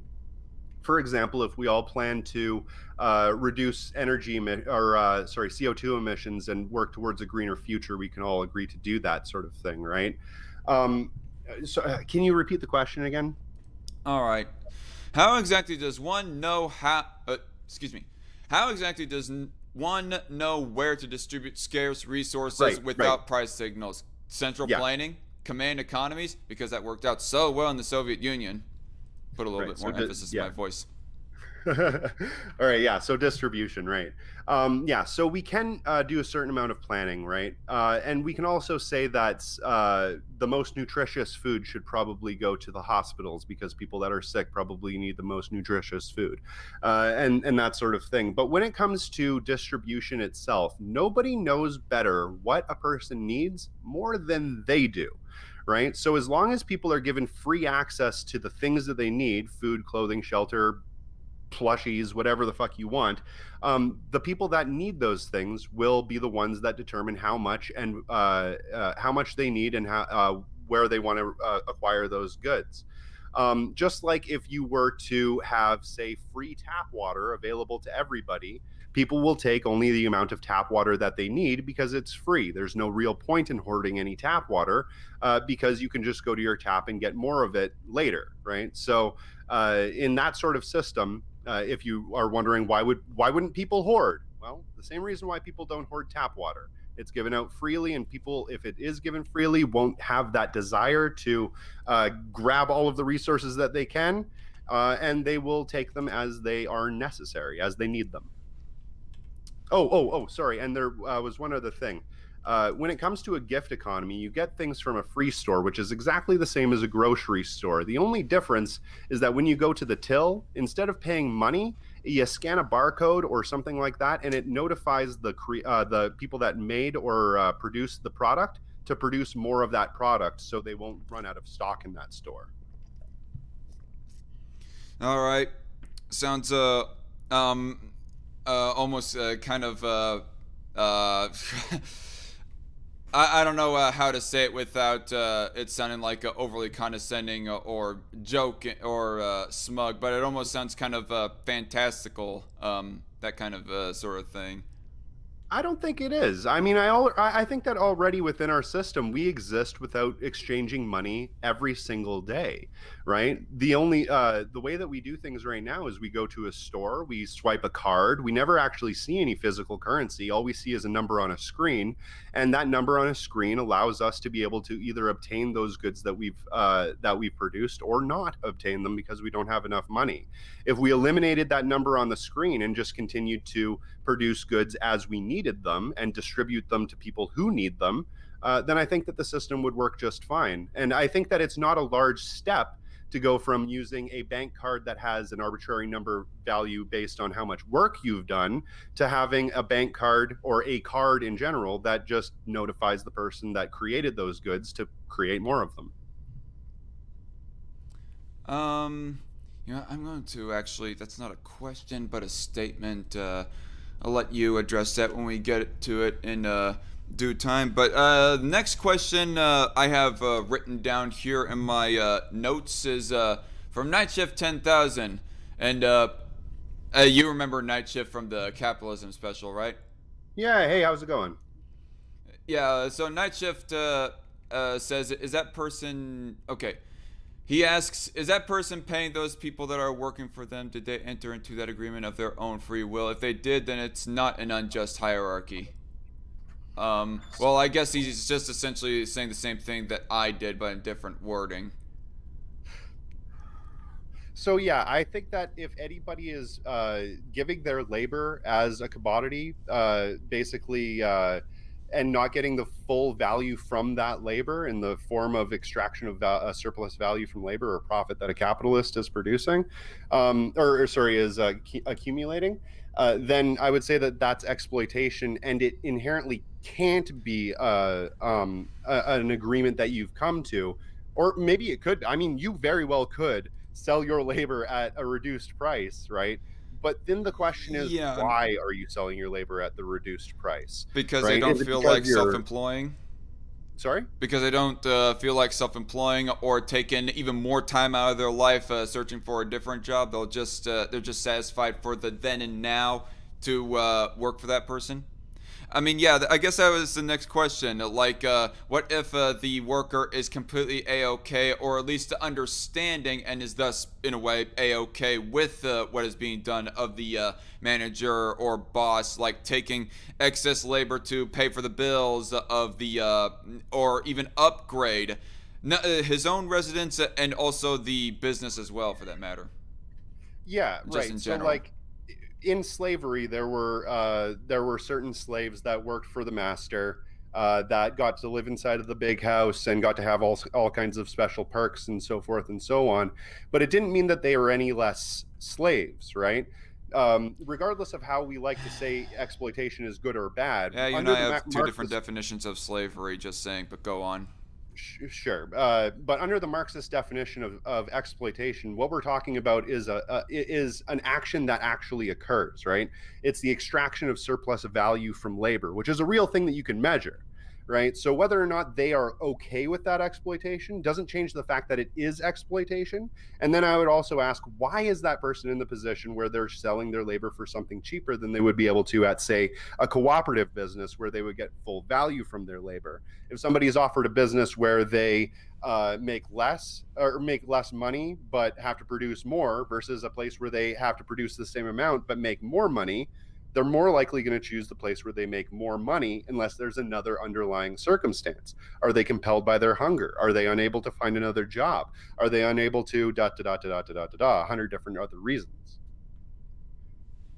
All right. Um.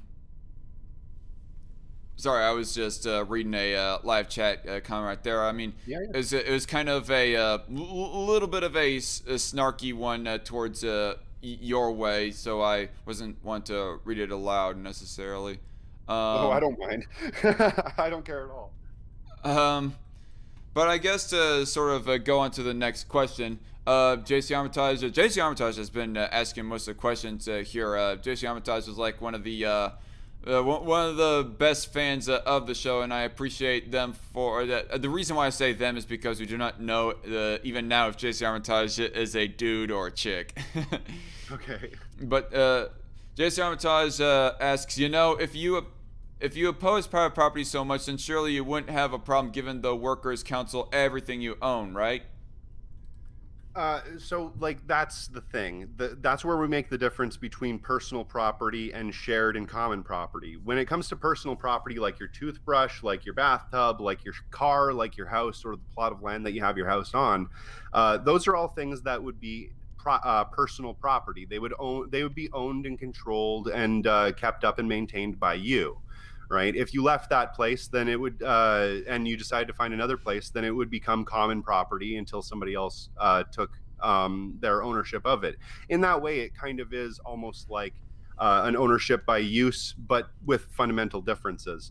But then when we're talking about private property, right, when somebody owns more than they are able to actually work and maintain and control by themselves, they would have to have other people come in there to work with them. And that action of having other people come in there to work with them under a gift economy would have to be done through the free association of free producers, a collective agreement that those two people went into at the beginning to agree that they were going to work with one another on a specific project. So it makes it a different thing. If you can't operate an injection molding machine by yourself and it takes two people to operate, then both of you are going to own whatever that injection molding machine produces. Hmm. Um. Some more questions here about slavery. Am I up to that one yet?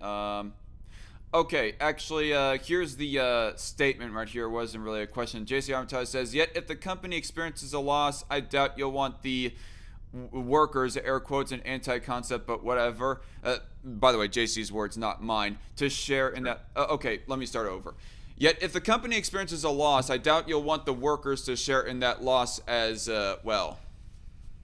Yeah, so a loss for a business, right, would be a loss for society because a business would be trying to accomplish or achieve whatever it's producing to benefit society under an anarcho-communist system, right? So we want our businesses to perform as well as they possibly can. So if somebody is starting a business that is necessary and important, like a computer business or whatever, we would want to dedicate every resource that we would have available to make sure that that business was successful, and that it doesn't just fail, because every time a business fails, that means that an essential part of our economy fails.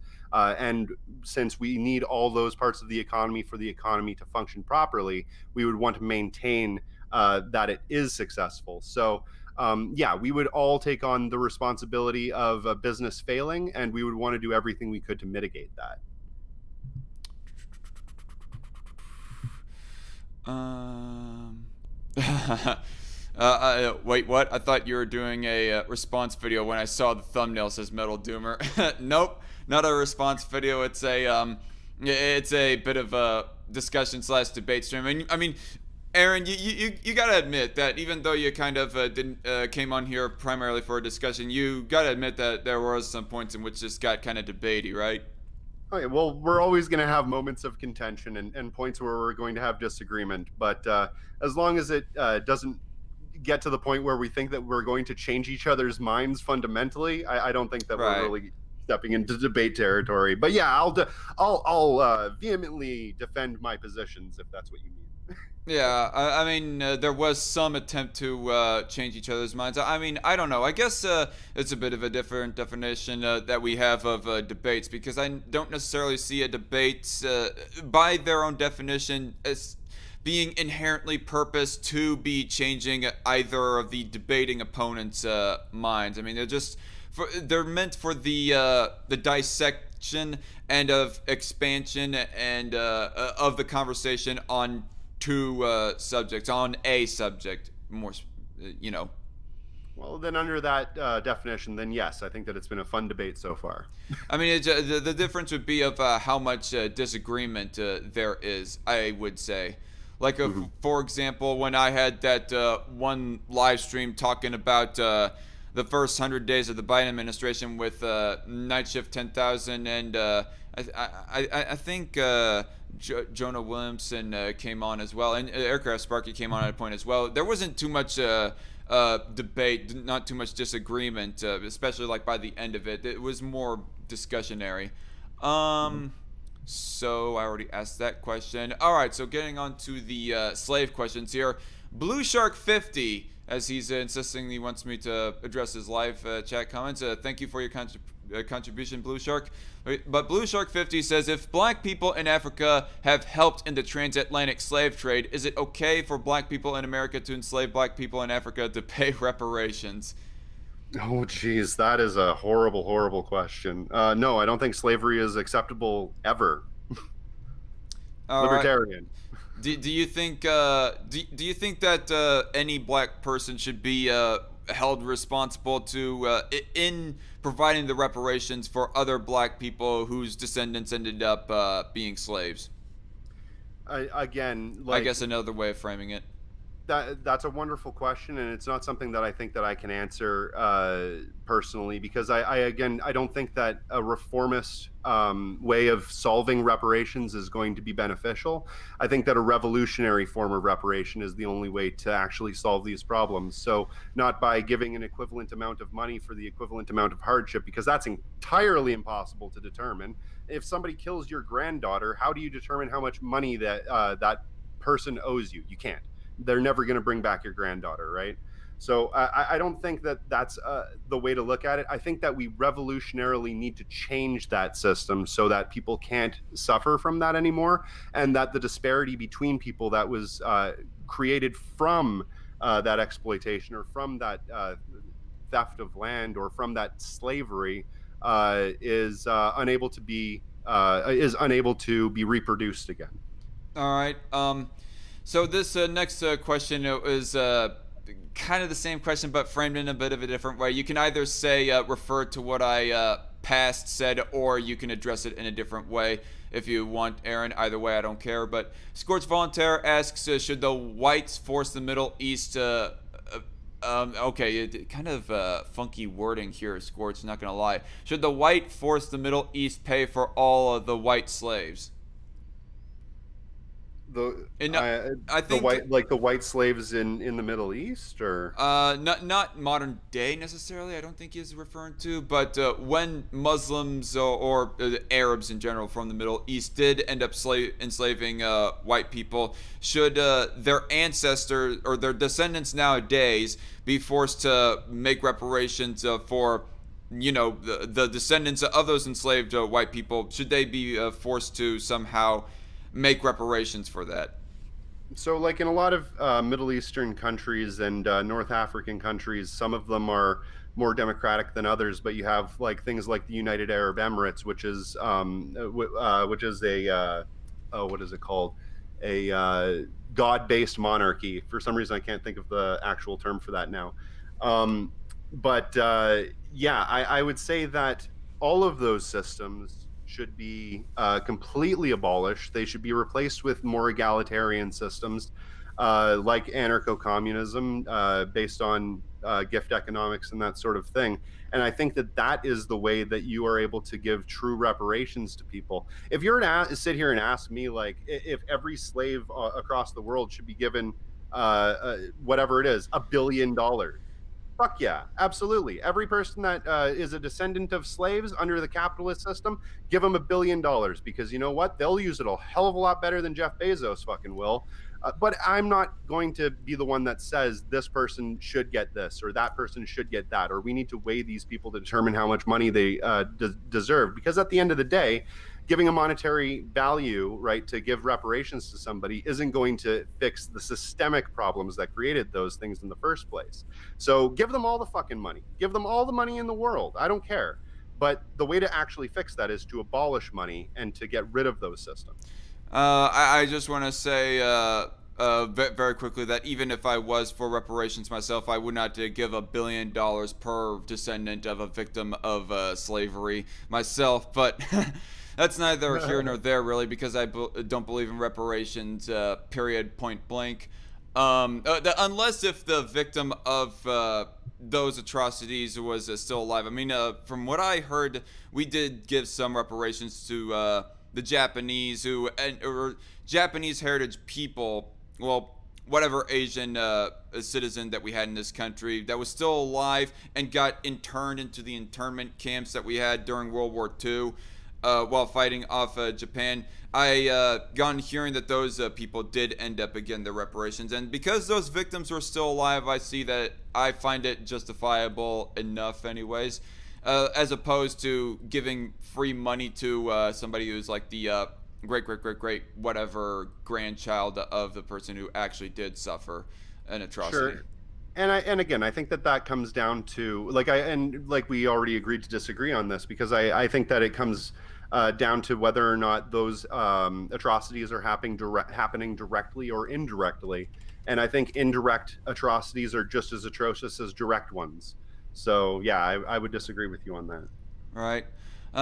T. Douglas McIntosh, I just got back. I left. Did you talk about my definition of capitalism being a form of AI? No, I did not. No, we did not, T. Douglas McIntosh. I don't even know precisely what you mean by that. I'm going to have you on my show sometime as a bit of a special guest to not only talk about your idea of capitalism being a form of AI, but also to I guess for us to go over and review the Capitalism special as well, because T. Douglas McIntosh, he was a guy who was originally planned to come onto the Capitalism special, but schedule conflicts came in and he could not do it, so I guess he kind of feels a little bit ripped off, and I don't really blame him, so I'll have to have him on sometime to review over the Capitalism special. But not next Friday. Next Friday, I'm going to be interviewing Gavi the Mutualist about this same subject. And also, If you all are liking the dialogue here on this live stream thus far, I want to remind you all to go ahead and click that like button. It really is appreciative as it helps in the algorithm, and it also, I mean, quite frankly, gives me a little bit of encouragement. Am I petty for looking at likes in that sort of way? Maybe, but nonetheless, it helps in keeping my spirit up for this for this hobby. Um, but yeah. So oh yeah, this last live chat comment right here that I'm actually going to ask you, Aaron, and I guess it'll like segue us into the next couple of questions that I had for you. JC Armitage asks, also, how exactly would you enforce collective ownership without a monopoly on arbitration, aka an owner class, air quotes?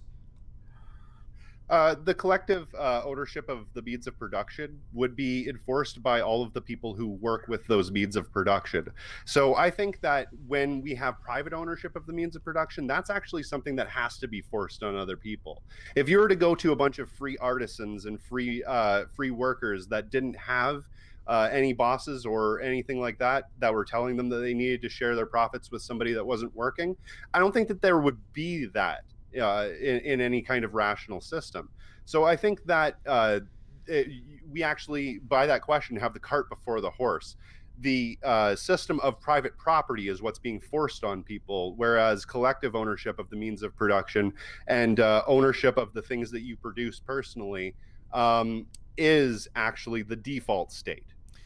Well, let's say if in Ancomistan that somebody did decide to buy their own piece of property, and I don't know, they managed to produce this special product that no one else was able to. I mean, it might be similar in some ways to other products being made, but they're making some special product and they're able to get to a position of where that they start hiring people to help them work and produce that product. What would you do about that private business owner who ended up somehow to finding a private business within Ancomistan? How would you handle that guy? So we have the idea, well, at least most anarcho-communists, not all, but most of us agree that we should probably have some sort of set ideals and beliefs that we adhere by and we all collectively agree to. So if we collectively agree that there should be no personal profit, that there should be no private ownership of the means of production, and somebody is able to... In my rhetorical situation right here, there is a person who ends up disagreeing with that with that mindset, with that worldview. Yeah, so if there is the case that there is a person that does that, and somehow they produce this widget that is essential to everybody, and he's forcing people to work for him, there would be no governmental system that would stop the people from just taking his property away from him and redistributing it. So basically, mob rule. The mob comes in and hangs him up by his toenails for daring to hire anybody. No, actually, I would say that that's going directly against the collective agreements that everybody agreed to, right? So if we have a collective agreement that we're not going to have a system that's based off of exploitation and based off of wage labor and that sort of thing, and somebody tries to enforce those things, then we would be all within our rights 100% to fight for our freedom and to fight for our liberty and to make sure that those things were collectively owned and not privately. I'm a little bit, I do not know if I'm confused by what you said or you're confused by what I said or both, but the private business owner, if they go hiring someone else, the way that you would want that put a stop to is have the mob get out their torches and pitchforks and forcefully seize their land from them and give out some kind of a punishment for daring to come up with a private business of some sorts. We don't have to punish them. Like, I'm not going to say that I'm going to throw somebody up against the wall, but they're absolutely not going to be able to own all of the means of production that everybody should be owning collectively. Well, they don't own all the means of production. Or a portion that is necessary. How about that? A portion within their business more specifically. I mean, obviously, there's all those other individual artisans that own their own means of production, but there's this business owner who is like his own independent island of sorts. I use the word island loosely. That is not really... Yeah, not associating with anybody really except for his one or two employees that he does not pay in, I guess, a way that you or other ANCOMs find sufficient. But because I mean, I I just find this completely.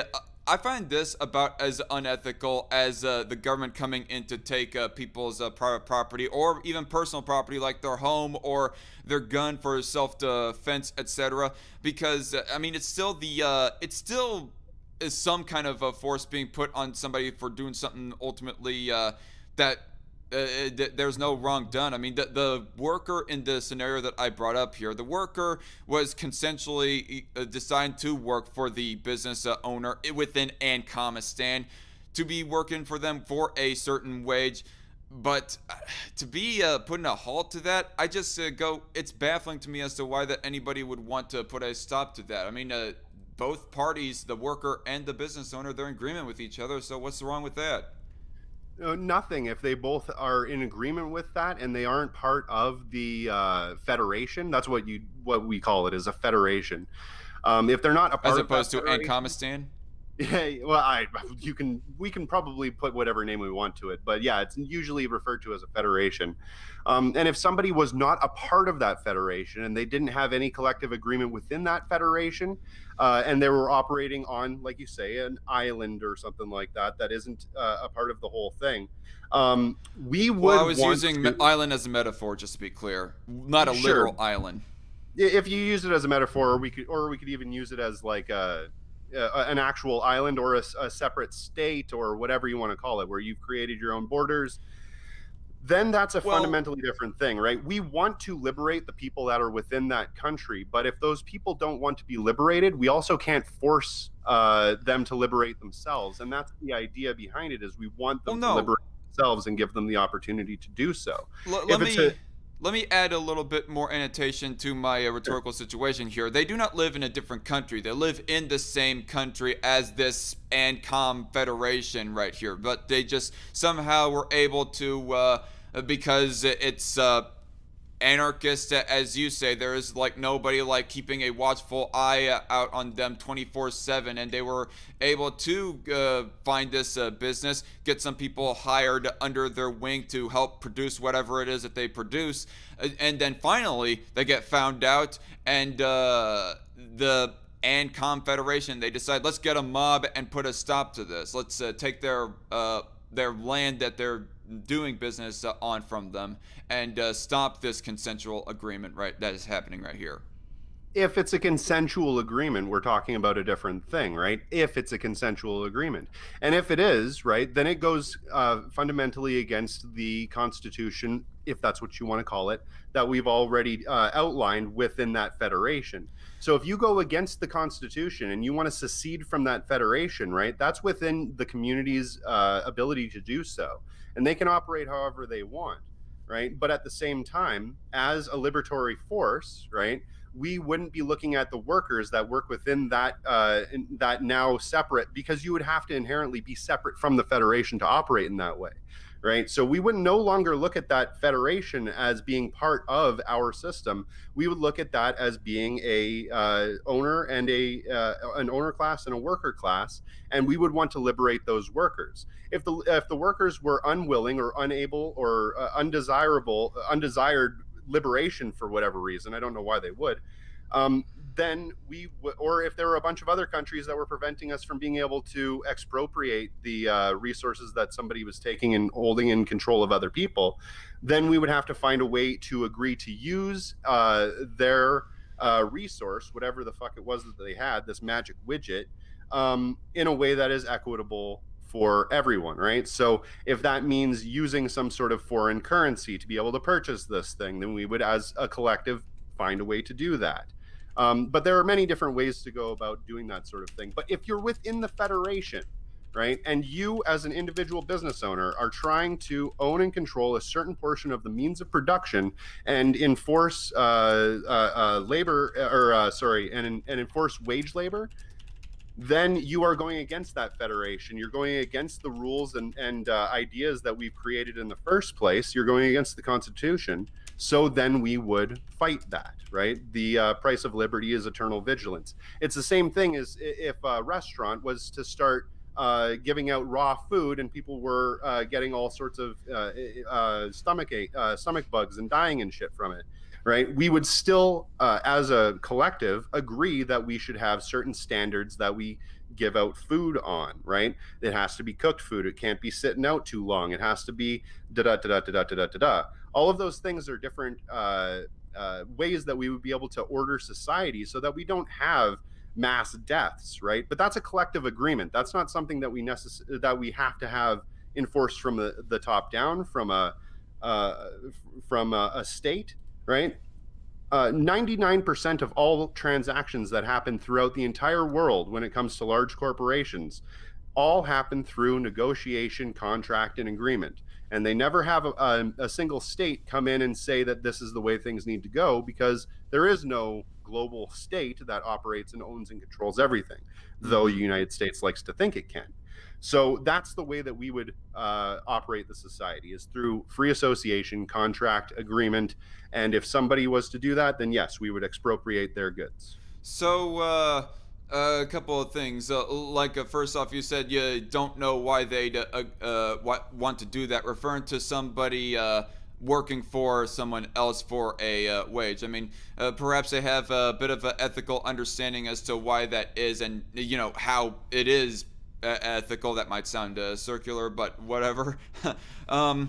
I personally know somebody, at least, who explained fully that they end up working a 60 to 70 hour work week, and they are fully advocating of capitalism, and they are just understanding that they are consenting to.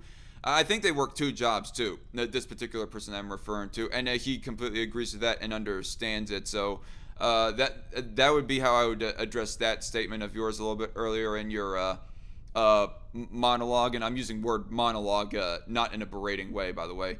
And also, you mentioned that in the ANCOM Federation, there is like a business and there is a business owner and a worker who are consensually agreeing to this work contract, that the worker is going to work XYZ shift and do XYZ duty, and the business owner is going to pay them this and maybe give them some other benefits for that matter. You say that might be consensual, but how is that any different from employment nowadays within our modern day society in America and Canada, etc.? Well, it basically goes back to what I was saying before, where I was using the allegory of slavery, right? Some people can agree and completely think that the slavery that they live within is justified, and they can think that it's an agreement that they are coming to willingly. But it doesn't change the fact that it's still slavery. The same thing goes when it comes to wage labor. Or the extraction of surplus value from labor. At the end of the day, that is a definitional term where we're talking about exploitation of that person's labor. And we would find that in the Federation to be abhorrent and prefer, and hopefully against the Constitution that we've laid out. So I think that it is wrong in both cases, right? Okay. I don't think that in Ancomistan, right, or the Anarcho-Communist Federation, that there should be any wage labor. And if we all collectively agree that there should not be wage labor, then we would fight that, just like we collectively agree now, even if we weren't to have a state, that there shouldn't be slavery. So if we seen slavery within our country, we would stop it now. Just like if we seen wage slavery in a future anarchist society, we would stop that as well. So you keep on bringing up, you keep on invoking slavery and saying that there are some cases in which the slaves thought they were in agreement, but I would say that they were slaves outside of their agreement. It doesn't matter whether or not that they agreed as to whether or not that they be slaves, because by definition they were being forced, and not just forced, but also completely outright owned by their slave owner, their slave holder, etc. That would be how that's different from an employee. Like an employee, I for example am not owned by my am not owned by my manager, by my boss, etc. the people who work over at Walmart, they're not owned by their managers, their boss, or whatever. The small mom and pop shop down the road, they do not literally own their employees that they hire, neither for that matter as well. So that's how I would say that the differentiation is between slavery and regular milquetoast employment that happens in the modern Western world. So basically, what you're alluding to is the difference between, like we were talking about before, somebody directly abusing somebody and somebody indirectly abusing somebody, right? When we're talking about the rulership or ownership of a one class versus another, when we're talking about slavery there, or feudalism for that matter, there is one person you can look to, the master, the king, right? But in capitalism, we've abstracted those masters to be many masters, right? But as far as I'm concerned, I don't care if it's one master, two masters, 1,000 masters, or you get to pick your masters. At the end of the day, you're still being owned and controlled by another person, which is, by definition, anti-libertarian, right? It's anti-liberty. No one should own or control another person. I still completely reject the whole statement that they are literally owning those people. I don't see how that in practice is such. You don't have to literally own someone. You can rent them. Well, the literalness of the ownership is what defines it by definition as slavery. I mean, I'd hate to pull out the dictionary definition here, but for at least a baseline anyways, from DuckDuckGo, the condition in which one person is owned as property by another and is under the owner's control, especially in involuntary servitude. So that's where that I'm going to put my stake in the ground and say of how that it is definitively not slavery. To call it such is completely hyperbolic. But here's the thing, right, is that you can say that a slave can go and become a slave voluntarily, right? And then all of a sudden, now it's not slavery. Yeah, if they borrow from them, from their slave owner. Pardon? Yeah, if they end up borrowing and getting in debt with their slave owner, that's the closest thing that I can think that they be voluntarily getting into slavery.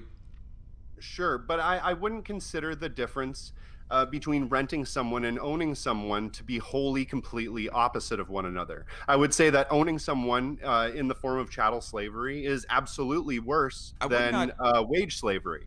But whether or not it's worse doesn't mean that it's good or mean that it's something that I want to base my society around, right? And as far as somebody being in an agreement to do those sorts of things, you can think that you are in agreement to do all kinds of things. You can be forced to believe, or you can, be manipulated to believe that you are agreeing with that thing.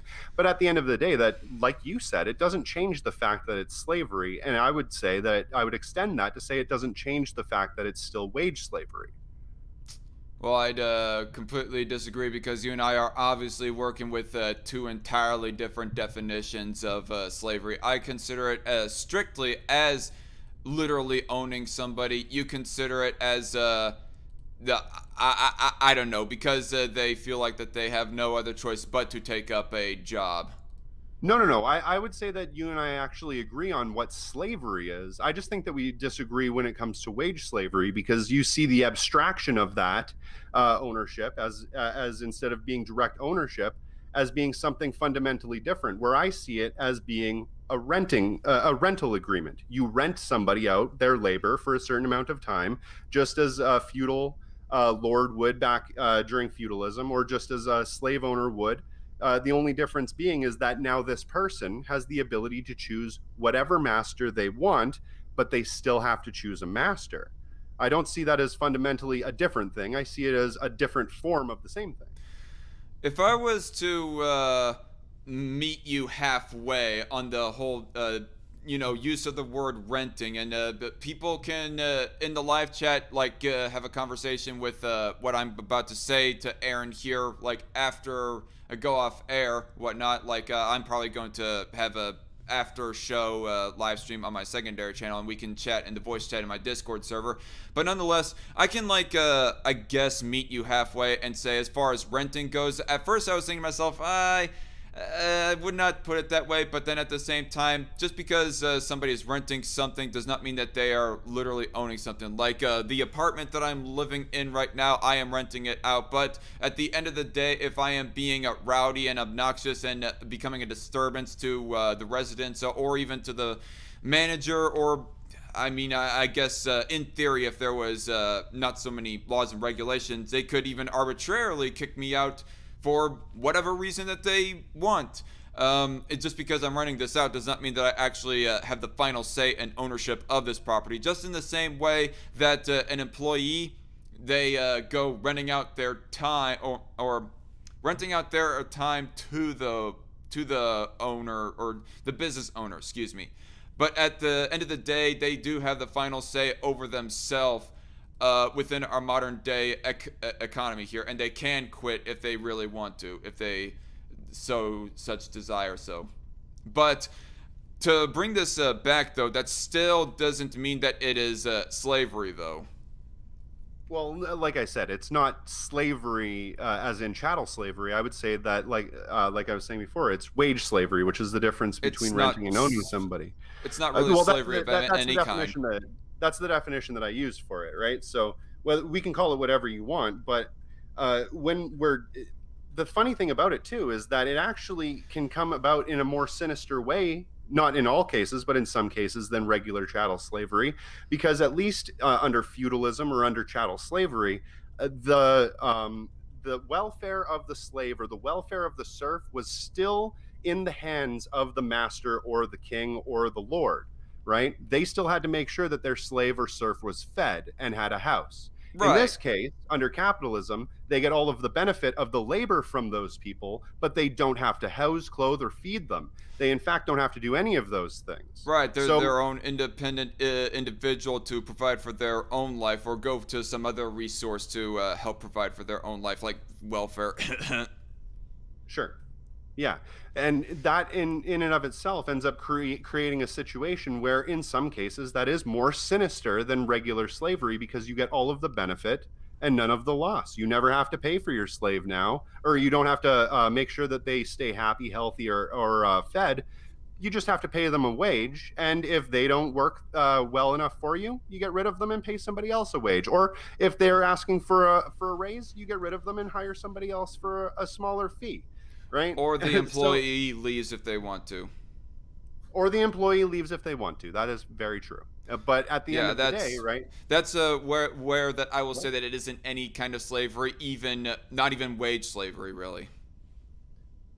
So having having a written constitution that says that you have freedom on paper is not the same thing as actually having real freedom, and having the arbitrary thought of having freedom or the spectacle of freedom by saying, oh, well, you have freedom under the government, but as soon as you enter into the employer's office, now you have to treat them like a king and they can tell you when to work, how much to work, and how much they're going to pay you.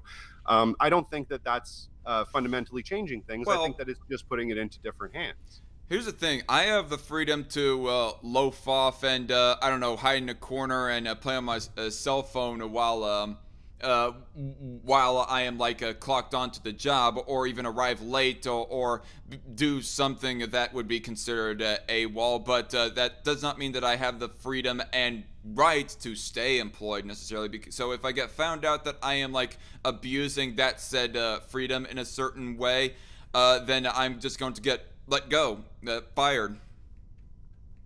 Well, but see, I wouldn't consider that to be a freedom, right? I would consider that to be a situation where you are compelled by your need for food, your hunger, your desire to continue to have a family, a roof over your house, a roof over yourself, that sort of thing. All of those things contribute to your necessity of having that job.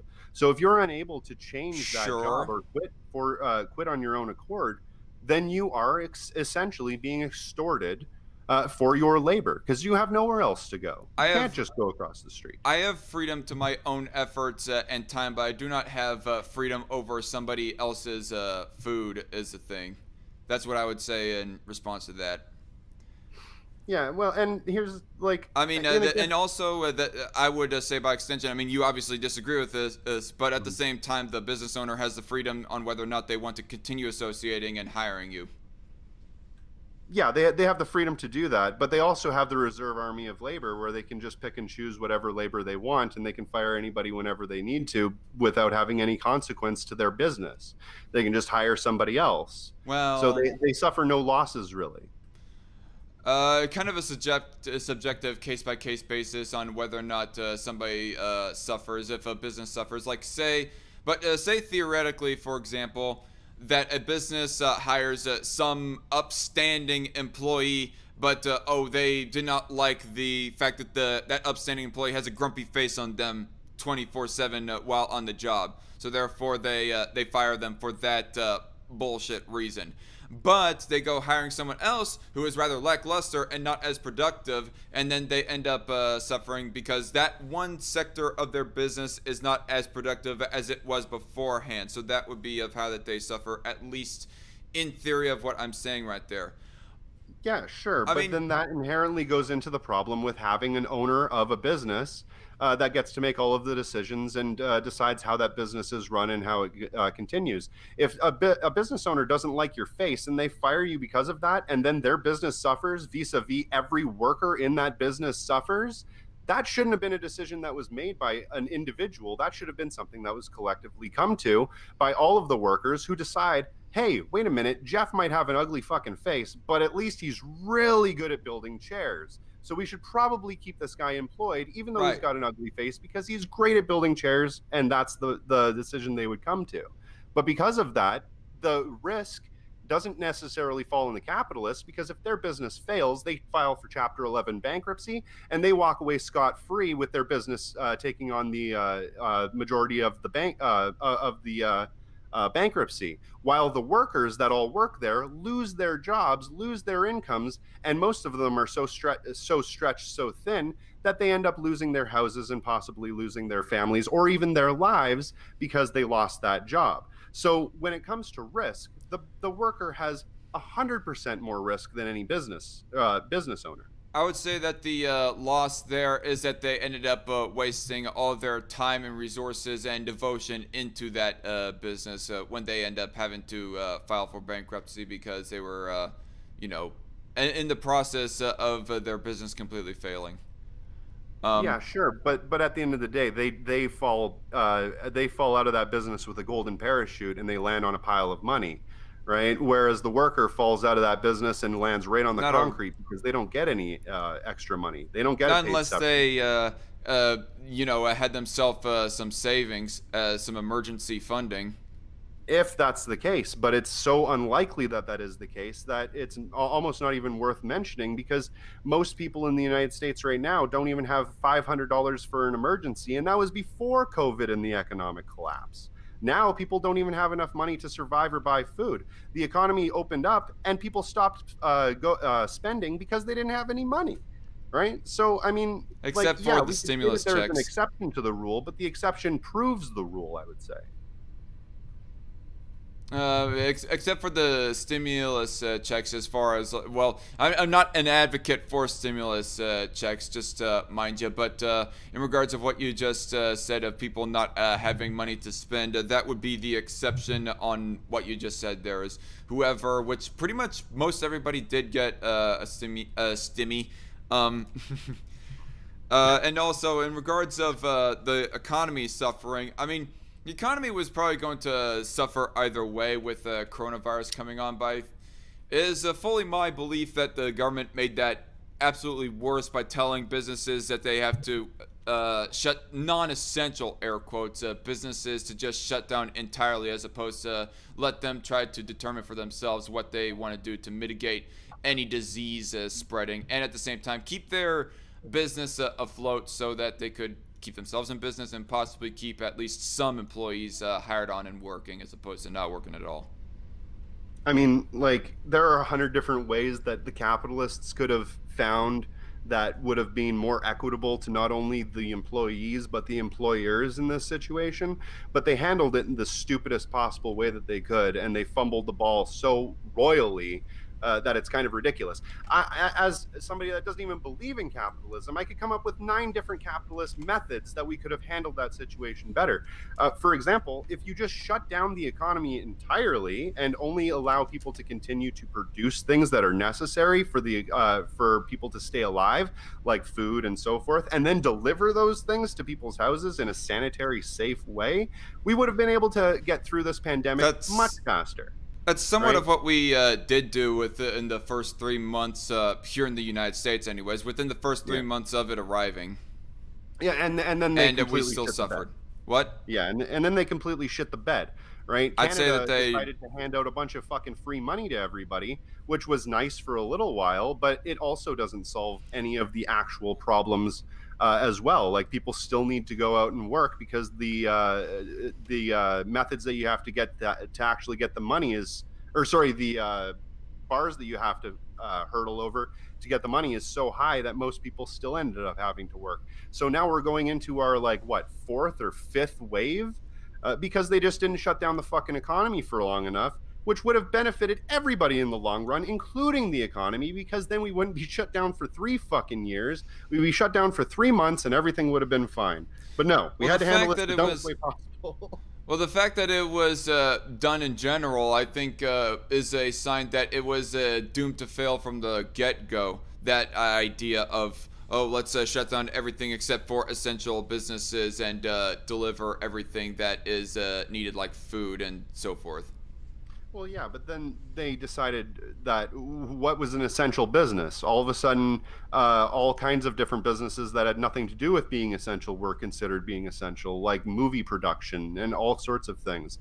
The people that had the most money claimed that they were the most essential. So then Amazon became the most essential, and the bodega down your street where you get your smokes went out of business because they were a small business and nobody gives a fuck about them. Yeah, liquor stores were closed, considered non-essential. Amazon, I mean, whether or not we like it, Amazon nowadays, anyways, has gone beyond a bookstore but online sort of service. They now deliver also food services and clothing as well, etc., etc. So because of the other extra added services that they do, they have by definition become a bit of an essential business. I mean, I think that no business should be shut down, whether or not they get called essential or non-essential by the government, but nonetheless. And as far as the film industry goes, that got, sure, I guess there was like a minority of people that were still like doing smaller projects, like filming for a streaming service, etc. But it was like heavily reeled back in any kind of movie production that had went on during the first 3 months of the lockdowns. First 3 to 4 months of lockdowns. But still, they handled it poorly, right? Like Vietnam, which is essentially a Marxist-Leninist quote socialist country. I think that it's fairly socialist, but whatever, we can argue about that. But what they did was they just shut down their economy. They gave people free food. They made sure that they were given masks. They were told to stay home for a little while. And I think what country was that again? Ended up having like a total of 1,000 deaths, and they didn't even really have any extra waves until just recently, right? So it can be handled in a way that results with the least amount of deaths. We just decided to handle it poorly.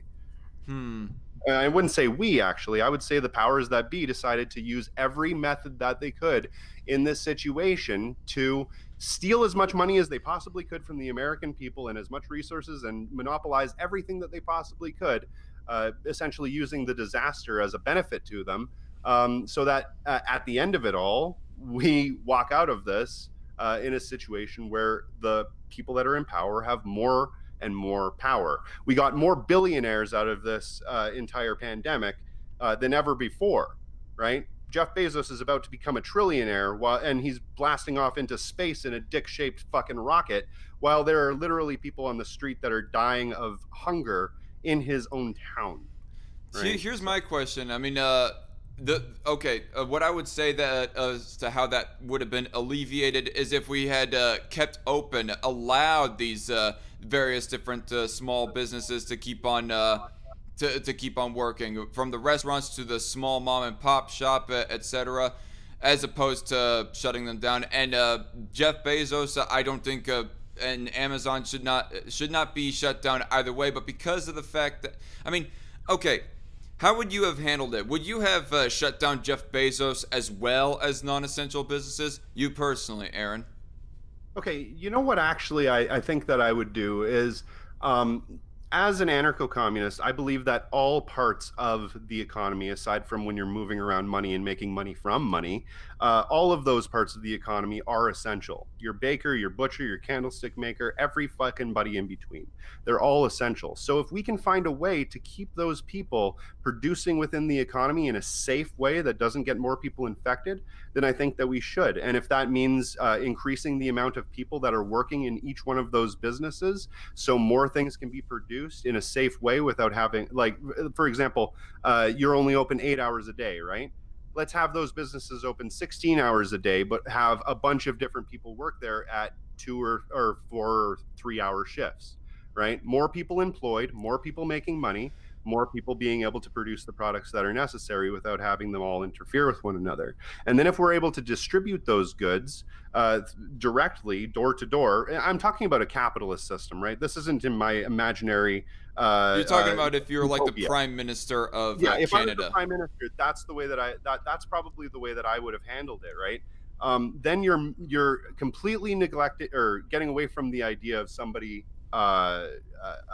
being able to essentially catching COVID, right? Because you're trying to put in all of the medical procedures in place so you don't, but you also don't have to destroy all of these small businesses. So And then things like Amazon, right? Like, I personally think that Amazon shouldn't exist in the way that it does, but it should be able to distribute all of these local goods to people who need them locally through some sort of app. But Amazon in this situation would probably still exist. So I wouldn't say to shut them down either, because they do provide a service. as far as local goods goes, there's more of a centralized facility of where those goods come from. It's not like that they deliver resources for the one business that is on the other side of the city to the resident who is on the other side of the city from that business. And so to sort of clarify, you would not institute lockdowns that would shut down, air quotes, non-essential businesses. Instead, you would mandate that everybody must mask and glove up and keep sanitized whilst they also keep on working. I don't think that mandates or forcing people to do anything actually works. And I actually think that it just forces people to want to do the bad thing Didn't you because they mention don't Vietnam, trust the though? government. Yeah, no, I mentioned Vietnam as an example that they were able to do it in a better way than the United States. I still don't think that it's 100% the best way to do it. But another thing that Vietnam did do, which I do think is useful, is actually educating the public on how these things work and what to do to prepare for them, right? And not propagandizing and using it as a talking point to gain fucking political points, right? Like Joe Biden and Trump did. Essentially changing the story every single time they wanted to gain more political points. So if people back during the Cold War, when they thought that there was a nuclear attack imminent on the United States or wherever, they taught people to duck and cover. It was the wrong information. It definitely wouldn't have helped anybody escape a nuclear blast, but they taught people how to respond to those sort of situations so they would just respond to them.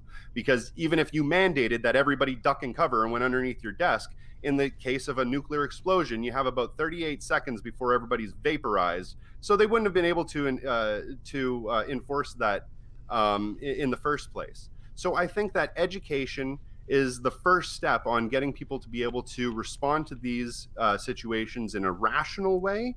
And I don't think that imposing our will on others through a government is ever going to make a difference, because it's just going to push those people to do the exact opposite of that thing.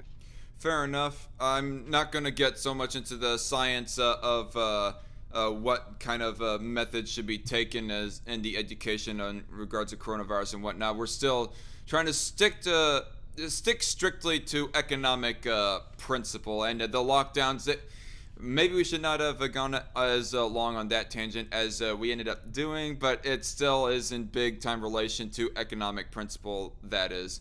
Coronavirus and the science and educating people on what they should do, that's more of a science issue than an economic principle sort of issue. But the Sure. great debate of capitalism v. communism, economic principle debate, how I frame it personally. But night shift, by the way, sorry, JC Armitage, I'm not going to read all those live chat comments, mostly because of the fact that it's going to end up being a back and forth debate between you and Eron, whilst you're in the live chat and he's verbally here on air. But to address night shift's two most recent live chat comments, he asks, but what if it's just an individual that does that themselves without hiring anyone else, but uses their individual production to privately sell to others? Or what about just one person that doesn't hire anyone and just produces things themselves and then sells what they produce in an income society? We might have addressed this a little bit earlier, but I'll give you the chance to respond to that if you want to or not. If I understood the question correctly, I think that that's exactly what I want. If there are, we call it the free association of free producers. If you are a producer who produces a product without hiring anybody else, like an artist, like a craftsman, anything like that, then you should be able to freely exchange, or if you want to call it sell, you could do that. Any of the products that you personally create, right? Your labor was put into it, so you're able to do with it whatever you want. If there's more than one person that puts their labor into a specific item, like building a ceiling fan or a car, then all of the people who put in their labor into that work should all collectively benefit from that labor put in. And that's basically the way I look at it. All right. Shoot, how long have we been going? 2.5 hours right now. I think we might soon enough wrap this up, but I guess, well, other questions that I had, there was that one question that I have myself that is more of that would be a short question. I'm going to save that for last. Is rent unethical? Should it be abolished, and how? And I think I know what is obviously the answer that you would give to that. You think it is unethical, and you would think that rental houses shouldn't even be a thing. Yeah, did you want to cover that now, or do you want to ask another question before that? I guess I'll, since I just vocalized it, I'll let you say your piece on that. Sure. Yeah. So my position on rent is that I do think that it's theft and extortion in the same way that wage labor or slavery is. I think that landlords force the workers to pay for their mortgage. They're able to take out loans, so they're able to get houses for almost no money whatsoever, and then have another person actually pay the bill on that, so long as that landlord in the first place had the equity to get the loan. So at the end of the day, I think that they are inherently, essentially leeches. They're cockroaches. They buy up all of the land and buy up all of the houses, and then force all of us to have to pay money to them, so we get the ability to live within our own houses, just because they have signed a piece of paper saying that they technically own it. When it comes to a landlord paying for repairs or paying for whatever it is, the upkeep of the house, again, I would say that the landlord doesn't repair or pay for the repairs of the upkeep of the house. That's again paid for by the tenant. The tenant pays a lot more for their rent than the landlord actually has to pay the bank for the mortgage, and you also have to pay, usually, at least in Canada, upfront costs, which is usually 1 or 2 months worth of rent, as a damage deposit in case there are any damages or things that need to be repaired while you stay in that house. So essentially we have a case where somebody has money, they're able to buy a bunch of houses because they already have money and they're able to take out a line of credit, and then they have people occupy those houses and pay them money so they can then pay down or off the mortgage of that house, never having them ever have to use their labor or anything else to actually acquire those things. So directly through that, I would say that they are extorting you by saying you either have to pay us for a place to live or you have to live outside. And I would say that it's theft in that we are the ones that should own all of the land and all of the resources collectively. And if you have a house, right, that you're living in and contributing to and paying for, then you should be the one that owns it, regardless of what a piece of paper says. Okay.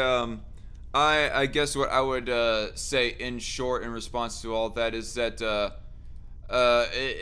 is that the landlord, the apartment owner, whatever we want to talk about, there is some effort that is put into as far as the service that they're providing, that being a place to live, and that they have their own maintenance crew.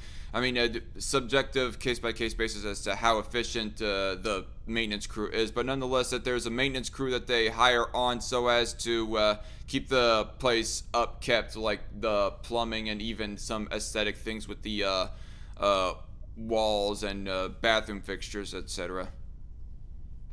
Yeah, I mean, like I agree that they do hire maintenance people, but then the maintenance people are the ones that are doing the labor. Right, of course. And then also on top of that, they pay for the maintenance crew to do that, not out of the goodness of their heart or out of their own pocket. They pay for that through the rent that you give them, right? So Right. I mean, no shit. yeah. So they're essentially they're leeches. They're doing nothing and benefiting off of our off of the ability for them to manipulate money and own a bunch of property that they didn't do anything to actually get. They didn't put any labor into it. They were just able to acquire these things through equity, right? Getting a loan through equity doesn't mean that you've worked for it. It just means that you had money. I don't pretend to know what all goes on behind the scenes in regards of management, but I would presume that there is like there is some effort in regards of the paperwork and management, etc. I mean, it's possible, but then you could just hire a property management company. That's what my landlord does. Everybody that works for him basically runs and operates his entire business, and he just, hangs out and walks past the house once in a while. The guy doesn't actually have to do any real labor. All he needs to do is just go to the bank, get a loan, buy 500 doors, right? That's what they call them, doors, and basically say that they own a bunch of property without actually having to do anything. And more property management companies are being monopolized and becoming large corporations that own more and more of the land and monopolize more and more of the property. So eventually, all of the land and all of the houses that you live in are all going to be owned by one or a few different companies, corporations that are multinational billion-dollar, trillion-dollar corporations. Well, sure. So There is so a in that case, they could build houses at cost, thousands at a time, entire blocks, and they do this, and they only have to bid a certain amount of money. After that, they've already paid it all off. They have all of the equity to do that up in the bank, and then it's just an income property that they just pay, that they force other people to pay them to rent. And the other thing too is that when an economic crash happens, the first people that are hit are independent landowners. So people that bought their own house, worked hard for their money, lose all of that, and then those houses get sold to the bank, which are sold to these property management companies, who then rent Aaron, them out. Yeah, go ahead. sorry, just you're going on a little bit of a tangent. I mean, I don't want to be a dick or anything, but I'm one to like stick more onto the thing that was previously addressed as far as the ethicality of the ownership, not necessarily the bank. I don't know what happens in an economic crisis and whatnot. Just but sure, I presume that there's like a more on the ground actual management crew that happens, but there's also the step up management that happens with a CEO, the bigger person that owns the vast amounts of different rental companies, apartment complexes, etc. And I just want to say, like, I guess in final, as far as management goes, well, not everybody can be a boss. Not everybody has the leadership skill in order to be that. And I would almost pose as well that even within an ANCOM federation, that there would be some specialized individuals with leadership, and there would be that sort of hierarchy, even if it's not a paid for kind of hierarchy. There would be some kind of hierarchy in which some people are natural leaders and some people are just not. Yeah, that's a great question. Thank you for asking. And yes, Well, it's not necessarily a question, but thanks well, nonetheless. you said, would there be like leaders, like managers and that sort of thing in an anarcho-communist Well, I wasn't society? necessarily asking. I was theorizing that that would most likely be the case in the same way within a capitalist society as to why that we Yeah, have managers and bosses. sure. And so yes, we Ye- would have people that would do that sort of thing. But when we're talking about a landlord or a CEO, um, they're not the ones that are the bosses or the managers. They hire management companies or they hire general they're the managers to manage boss their over the business. boss. They're the boss of the bosses. Yeah, but that doesn't mean that they actually run the business. All they need to do is just tell a guy to run a business for them and pay them, right? Which is not a hard thing to do. And then you just spend the rest of your time on a yacht. They run the Uh, business on a more macro level. As how is this they business contributing to the overall bottom line of the overall company, etc.? They could, but they don't have to. And more likely, they don't do that at all. Most billionaires or most people that own the majority of these businesses, right? Like Nestle, for instance. The guy that, or the board of directors that owns Nestle has very little to do with what each individual company or corporation that Nestle has control over. They can tell them what to do. They can dictate to them so they do things that are beneficial to them, right? But they don't actually run the business themselves. And then on top of that, the person that has the majority share, they don't have to do anything at all. They can leave that to the board of directors to do, right? So the boss above the boss doesn't do anything, right? And then in an anarchist society, yes, you would still have people that manage things or that would do bureaucratic work, of course, right? But they aren't any kind of special worker. They're just another person that files papers or has a big picture understanding of things or directs things. But those hierarchies should always be questioned and they should be democratic and they should be voted on and that sort of thing. All right. And I guess the second to final question or sub topic that we'll kind of tackle is that I take it that when you say that you're a revolutionist, that means that you are in support of violent revolution in order to overthrow the current capitalist society that we have. That includes taking away all private property from their appropriate business owners. So that's Or, a complicated that's a complicated question, right? Like, all right, I go on. I don't endorse violence. I don't endorse the idea of violently overthrowing a country or anything like that.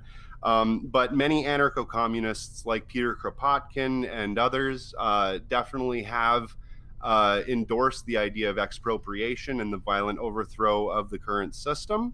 And I do talk about that in a historical context on my channel I would have to rather often. I would have to ask Wes Savage about Kropotkin because he seemed to be kind of thinking that he's like one of the very few actual anarchist communists who actually is like live and let live, do whatever you want, but I'm gonna set up my own hippie commune over here.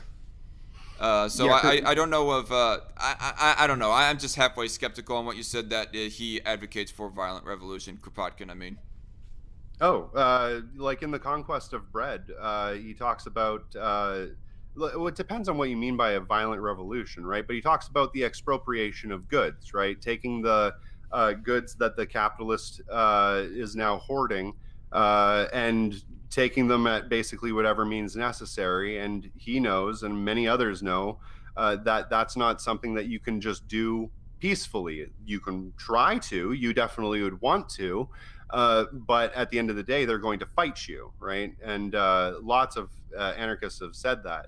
So, like he was, and he wasn't naive to any of that. He knew exactly what he was talking about when he was saying this, right?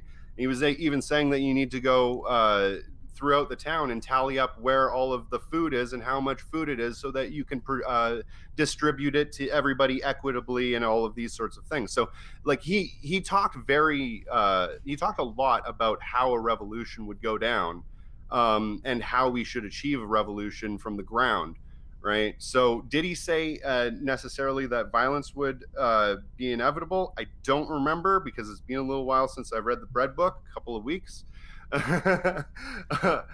So specifically saying violence, I don't know, but yeah, he wasn't naive to the idea.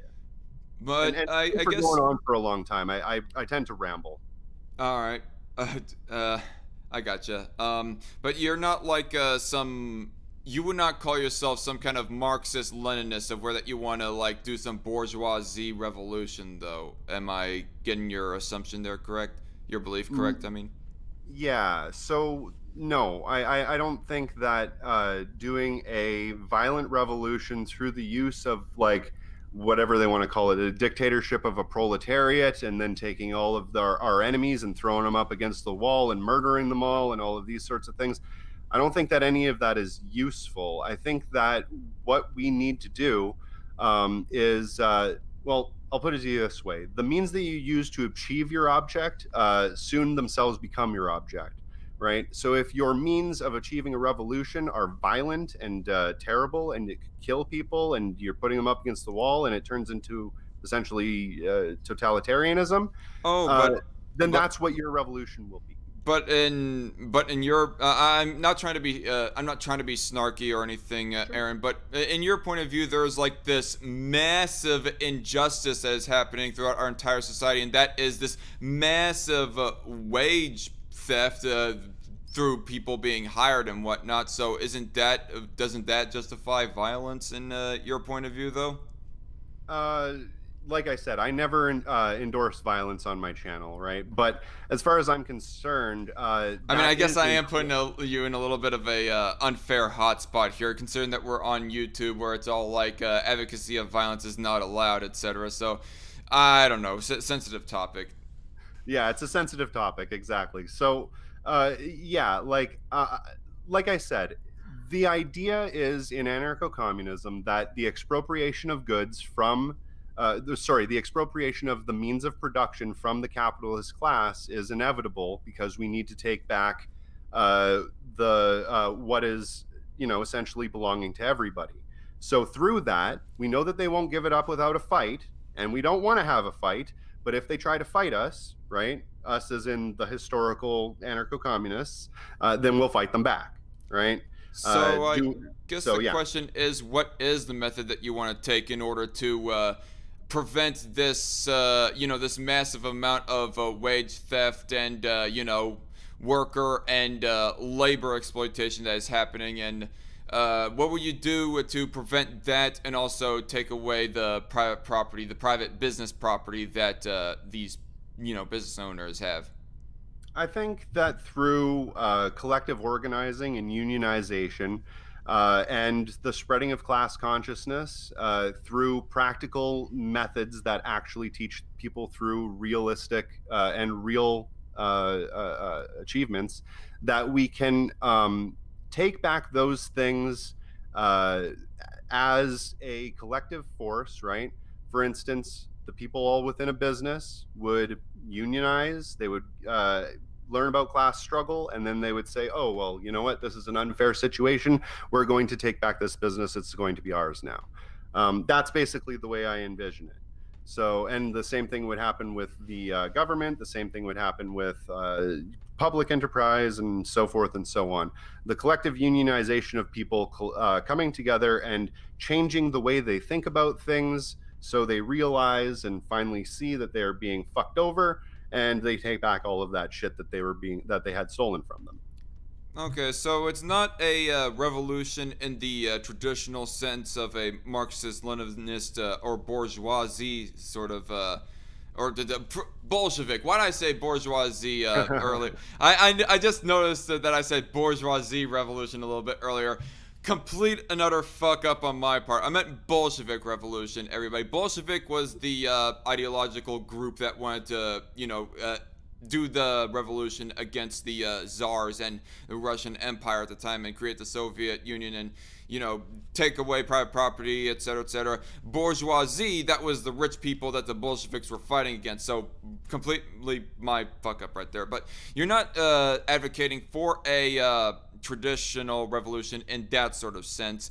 But say, for example, within a business that you, Aaron, and all of your comrades, all your ANCOM comrades, end up convincing at least half the people within this given business that, hey, what's being done to you is unethical and should be put a stop, and they start protesting in some method or another, and they start, I don't know, taking some methods to try to take away the private property. Like, they stay on the private property in a stubborn sort of manner. Like, they don't actually conduct any violence in a traditional sense, but they're just being there, bug on the log, and they're refusing to leave at the behest of the manager, who says, okay, you're not one to work, well then you're fired, get out of here, etc. Okay. Yeah. So like, escort the manager out of his office and tell him that he can go try to find some other business that'll allow him to exploit them for their labor. So Or if he wants to, he can continue to work at that business if he's willing to give up all of his power over it and just become a regular laborer like the rest of us. So, what if the bigger business? Well, okay, actually, we're gonna stick to small scale, not large macro scale, but it's a small mom and pop shop, let's say, for example.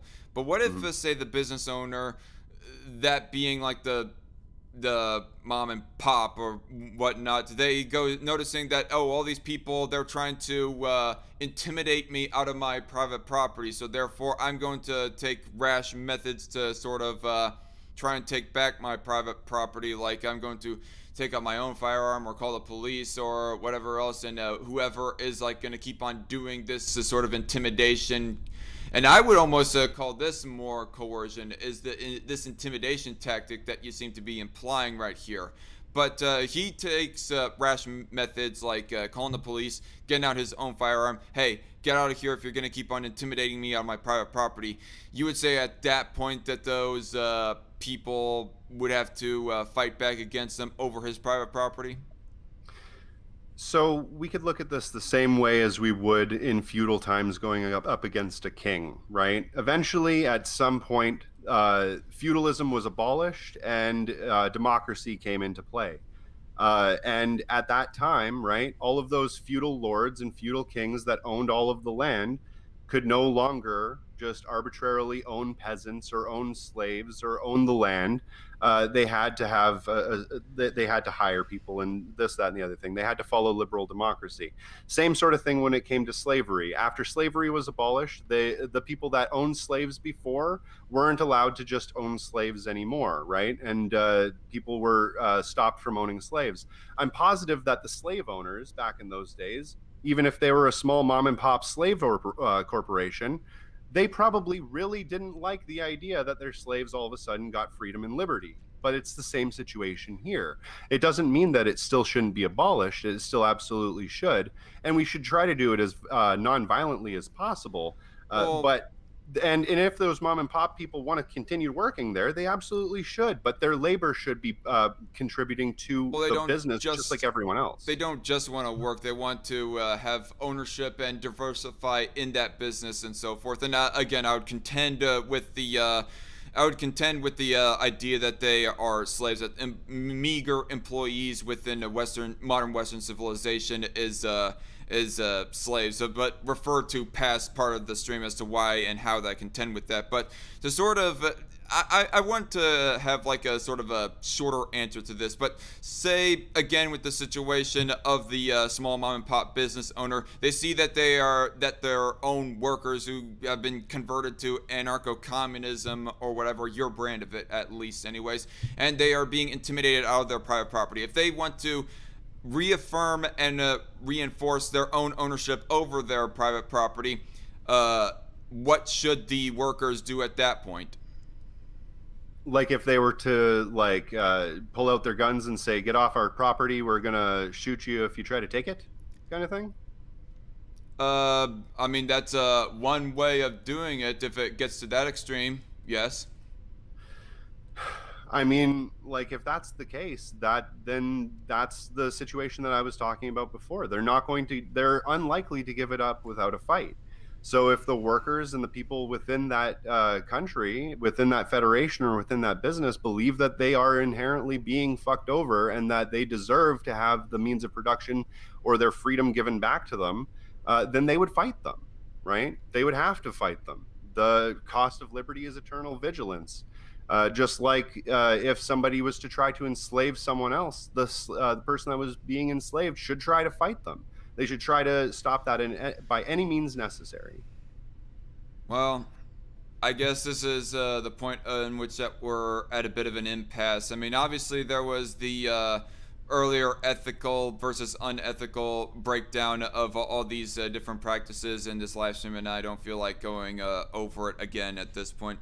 All I am going to say is that if a person wants to defend their own private property, even if it comes to violence, I fully believe in that. I.e., refer to my passionate anti-rioting position of summer last year. Okay.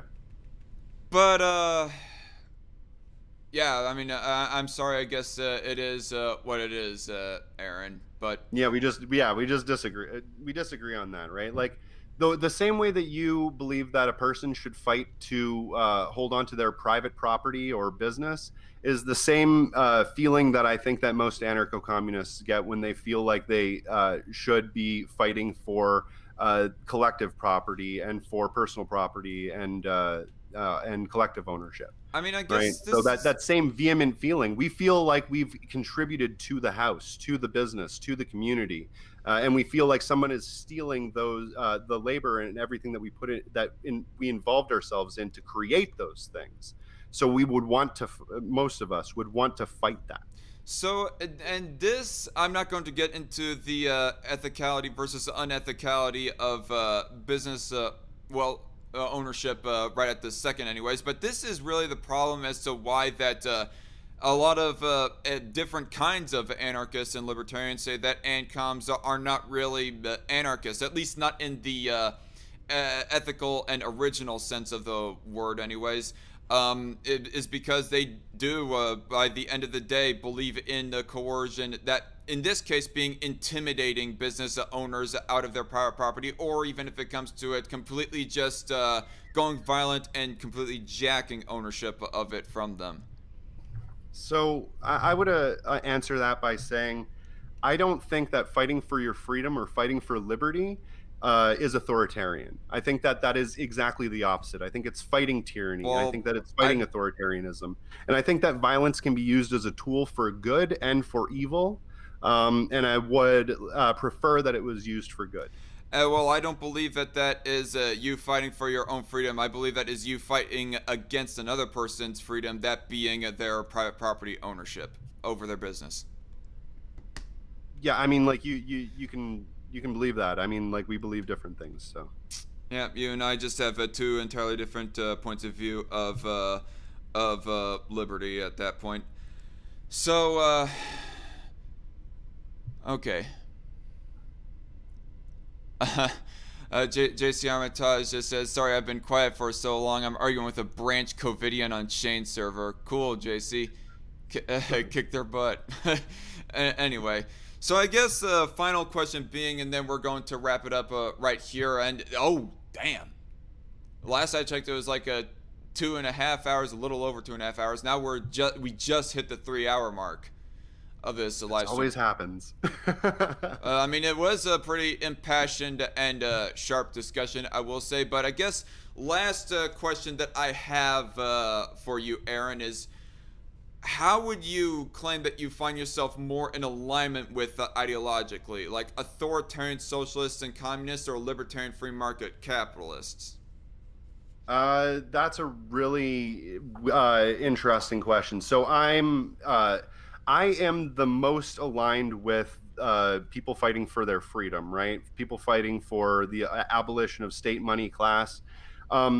I don't want to necessarily say that I'm more aligned with authoritarian communism, though I am a communist. But I wouldn't necessarily say that I'm aligned with right-wing libertarianism or anarcho-capitalism either. I have a lot more friends that are communists, and I agree with them on seemingly a lot more things. But at the end of the day, right, like I want people to be fighting for liberty, fighting for freedom, fighting for equality, and the abolition of state money, class, and hierarchy. And I'm going to do that on the ground in real life, right? And in doing that, I'm going to be aligning myself with whoever my neighbors are and whoever is willing to fight for those things. So yeah, I really don't want to. I don't want to pick sides. I am a communist, right? But I'm also a libertarian. So I would say that I fall more on the communist side. But when you say authoritarian, right? Like it means a whole bunch of things. Like, Yeah, what meaning do you like mean? Like, do you mean Leninism? Do you mean Stalinism? Do you mean I don't know, right? So most of the people that I know that are communists are libertarian communists as well, yeah, right? Or more libertarian leaning. I Sorry, guess I a rambled. way to put it would be would you say that you align better with tankies or ANCAPs, for example? Oh, tankies for sure. Like, yeah, I don't know, like the whole ANCAP thing. I don't necessarily think that it's like a coherent ideology. And I know that Aren't you don't necessarily think it's fully coherent either. Is you're not an ANCAP. You believe in a certain amount of minarchism, like government as well, right? So, like, I just don't think it's a tenable situation. I don't think it's like a real thing that could actually work. Whereas like tankies, like some of my best friends are tankies, and like Marxism aren't Leninism has tankies worked. aren't tankies and Marxist Leninists basically the same thing? Uh, like it just means person I don't like at this point. Like tanky, fucking like whatever. There's 100 different like words that you could use. But like Marxist Leninists, if you're going to describe them like that, like yeah, tons of my best friends are Marxist Leninists, and they're totally rational, totally reasonable people, and I love them to pieces. I guess I also have a few friends, like I have family members that are libertarians, and I love those people to pieces too. But I don't agree with them as much. The more ANCAP they go, because it just becomes an untenable, like unrealistic thing, I think. I guess just somebody who like goes taking it a step further than you in their anarcho-communism. They just want to jump straight to the violence at this point, and they don't want to even try to attempt to non-violently, air quotes, intimidate business owners out of their private property. Um, as opposed to what you actually want to do, which is the intimidation route. But those type of people that want to just jump straight into the violence to achieve communism, you would say that you agree with them more than ANCAPs and those types of people. Um, I mean, like I we're guess. I guess it might be a bit of an odd and awkward question, but it's just something that has been kind of out of curiosity in my mind. Where do ANCOMs, the actual ANCOMs who claim that they want a live and let live sort of society within their communism, but they ultimately disagree with the economic principles that free market capitalists, libertarians, and so forth want to advocate for, who they agree with more or not. And I know that you're not representative of all ANCOMs, but nonetheless, I thought it would be a good start. Anyways, somebody with over 300,000 subscribers. Anyways, oh hey 30,000. I'm not nearly that popular. did I say 300 or 30? No, you said 300. Oh, I my wish that bad. I had that many. I meant 30,000. If I did say 300, I meant 30. Hey, no problem. Yeah, like okay, so I agree with Marxist Leninists with their end goal, the abolition of state, money, and class, right? And I agree with leftist libertarians, right? But also to some degree, right wing libertarians, though we can really get into arguments about that, about the idea of abolition of hierarchy and the full autonomy and freedom of the individual. But in both cases, I fundamentally disagree with the method of getting there. Right when it comes to the libertarians or the ANCAPs, they think that the only way to defeat capitalism is with capitalism. I don't think that that's true. I think that that's just They don't want trying to to throw defeat fire at fire. they don't want to defeat capitalism with capitalism. They want to defeat the state with Or capitalism, sorry, yeah, they want to, or yeah, defeat the state in general and replace it with a completely anarchist form of capitalism. sure, yeah. Sorry, yeah, my mistake. Yeah, they want to defeat the state, right? with capitalism or however they want to do it. But I inherently Agorism, for think that example. capitalism. What's that, sorry? Agorism, Yeah, for yeah, example. yeah, like agorism, which I don't necessarily disagree with either. I think that black and gray markets can help to destabilize capitalism, but I don't think that that's This, going to be the number one way to actually get there, right? But at the same time, I also don't think that, as far as Marxist-Leninists are concerned, that you can create a stateless, classless, moneyless society by using a state with class and hierarchy, right? So in both those cases, I find that the methodology of trying to achieve those things is totally way off of actually getting to the solution at the end, right? So I propose that we build dual power structures. We use mutual aid. We do a certain amount of agroism if that's the case. But there are a diversity of things that we need to do to actually achieve these things, and none of which have anything to do with putting all of the millionaires and billionaires up against the wall and shooting them. I'm sorry, repeat that one last sentence about putting millionaires and billionaires up against the wall and shooting them. I wasn't Oh, paying I, full attention. I said that we probably shouldn't do that. That's not the way that we achieve a revolution. All right. So, on that note, I think that's where we're going to end it. Again, over 3 hours, and I'm still feeling in the mood of actually want to do a gaming and hangout stream on my secondary channel. So, tune in there, folks. Here in a little bit on DarkCon Entertainment, I'll be there. But before we actually go off air, Eron, what else do you have to say to the audience as far as, I guess, closing remarks and shilling yourself goes, etc.? Sure. Just thank you very much to everybody that asked questions. They're really good questions. I tend to ramble a little bit, so apologize for that. But yeah, I had a fun time. I hope that the people that were watching got a little bit more of an understanding of my ideas, and I certainly got a little bit better of an understanding of your ideas. I really appreciate you having me on, Zach. Thank you very much. Yeah, if you want to check out my show, it's called Reeducation on YouTube. You can Google it. And if you want to have a conversation, sometimes I'll have one with you in the comments section if I'm not too tired. So feel free to message me and anything like that. So, and that's it. Thank you very much for having me on. Yep, you're very welcome, and I'd like to thank you very much as well for coming on. I just realized that I forgot to ask you in your opinion about the capitalism special, what you wanted to review and whatnot, but at this point it's a little bit too late, and I think we covered some of the rough points that were covered in that stream. So substantively, we addressed some of those points. We did not actually address the flow of the stream itself, but that is not really needed, I guess. But nonetheless, if y'all like this dialogue within this live stream, go ahead and leave a like down below so as to help it with in the algorithm, or even if you did not like the algorithm, go ahead and dislike as well. That'll also help in the algorithm.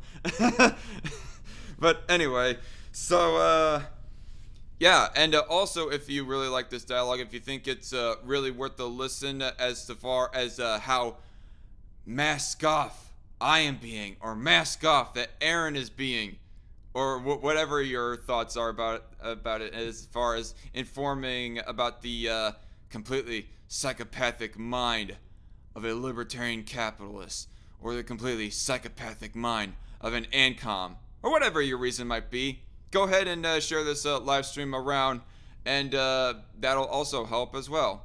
But anyway, and by the way, if it wasn't clear to everybody, those last few statements, some of them was joking mixed in with some serious messages of just please spread the word of this live stream. Go ahead and shield around. Do not spam them though. Anyway, I am the Dark Conservatarian, and I'd like to again thank you all for joining on JC, T. Douglas, Night Shift, Scorch, etc., etc., and yeah, hop on over to my secondary channel. That's where I'll be next. Have a good night. God bless. And see y'all later.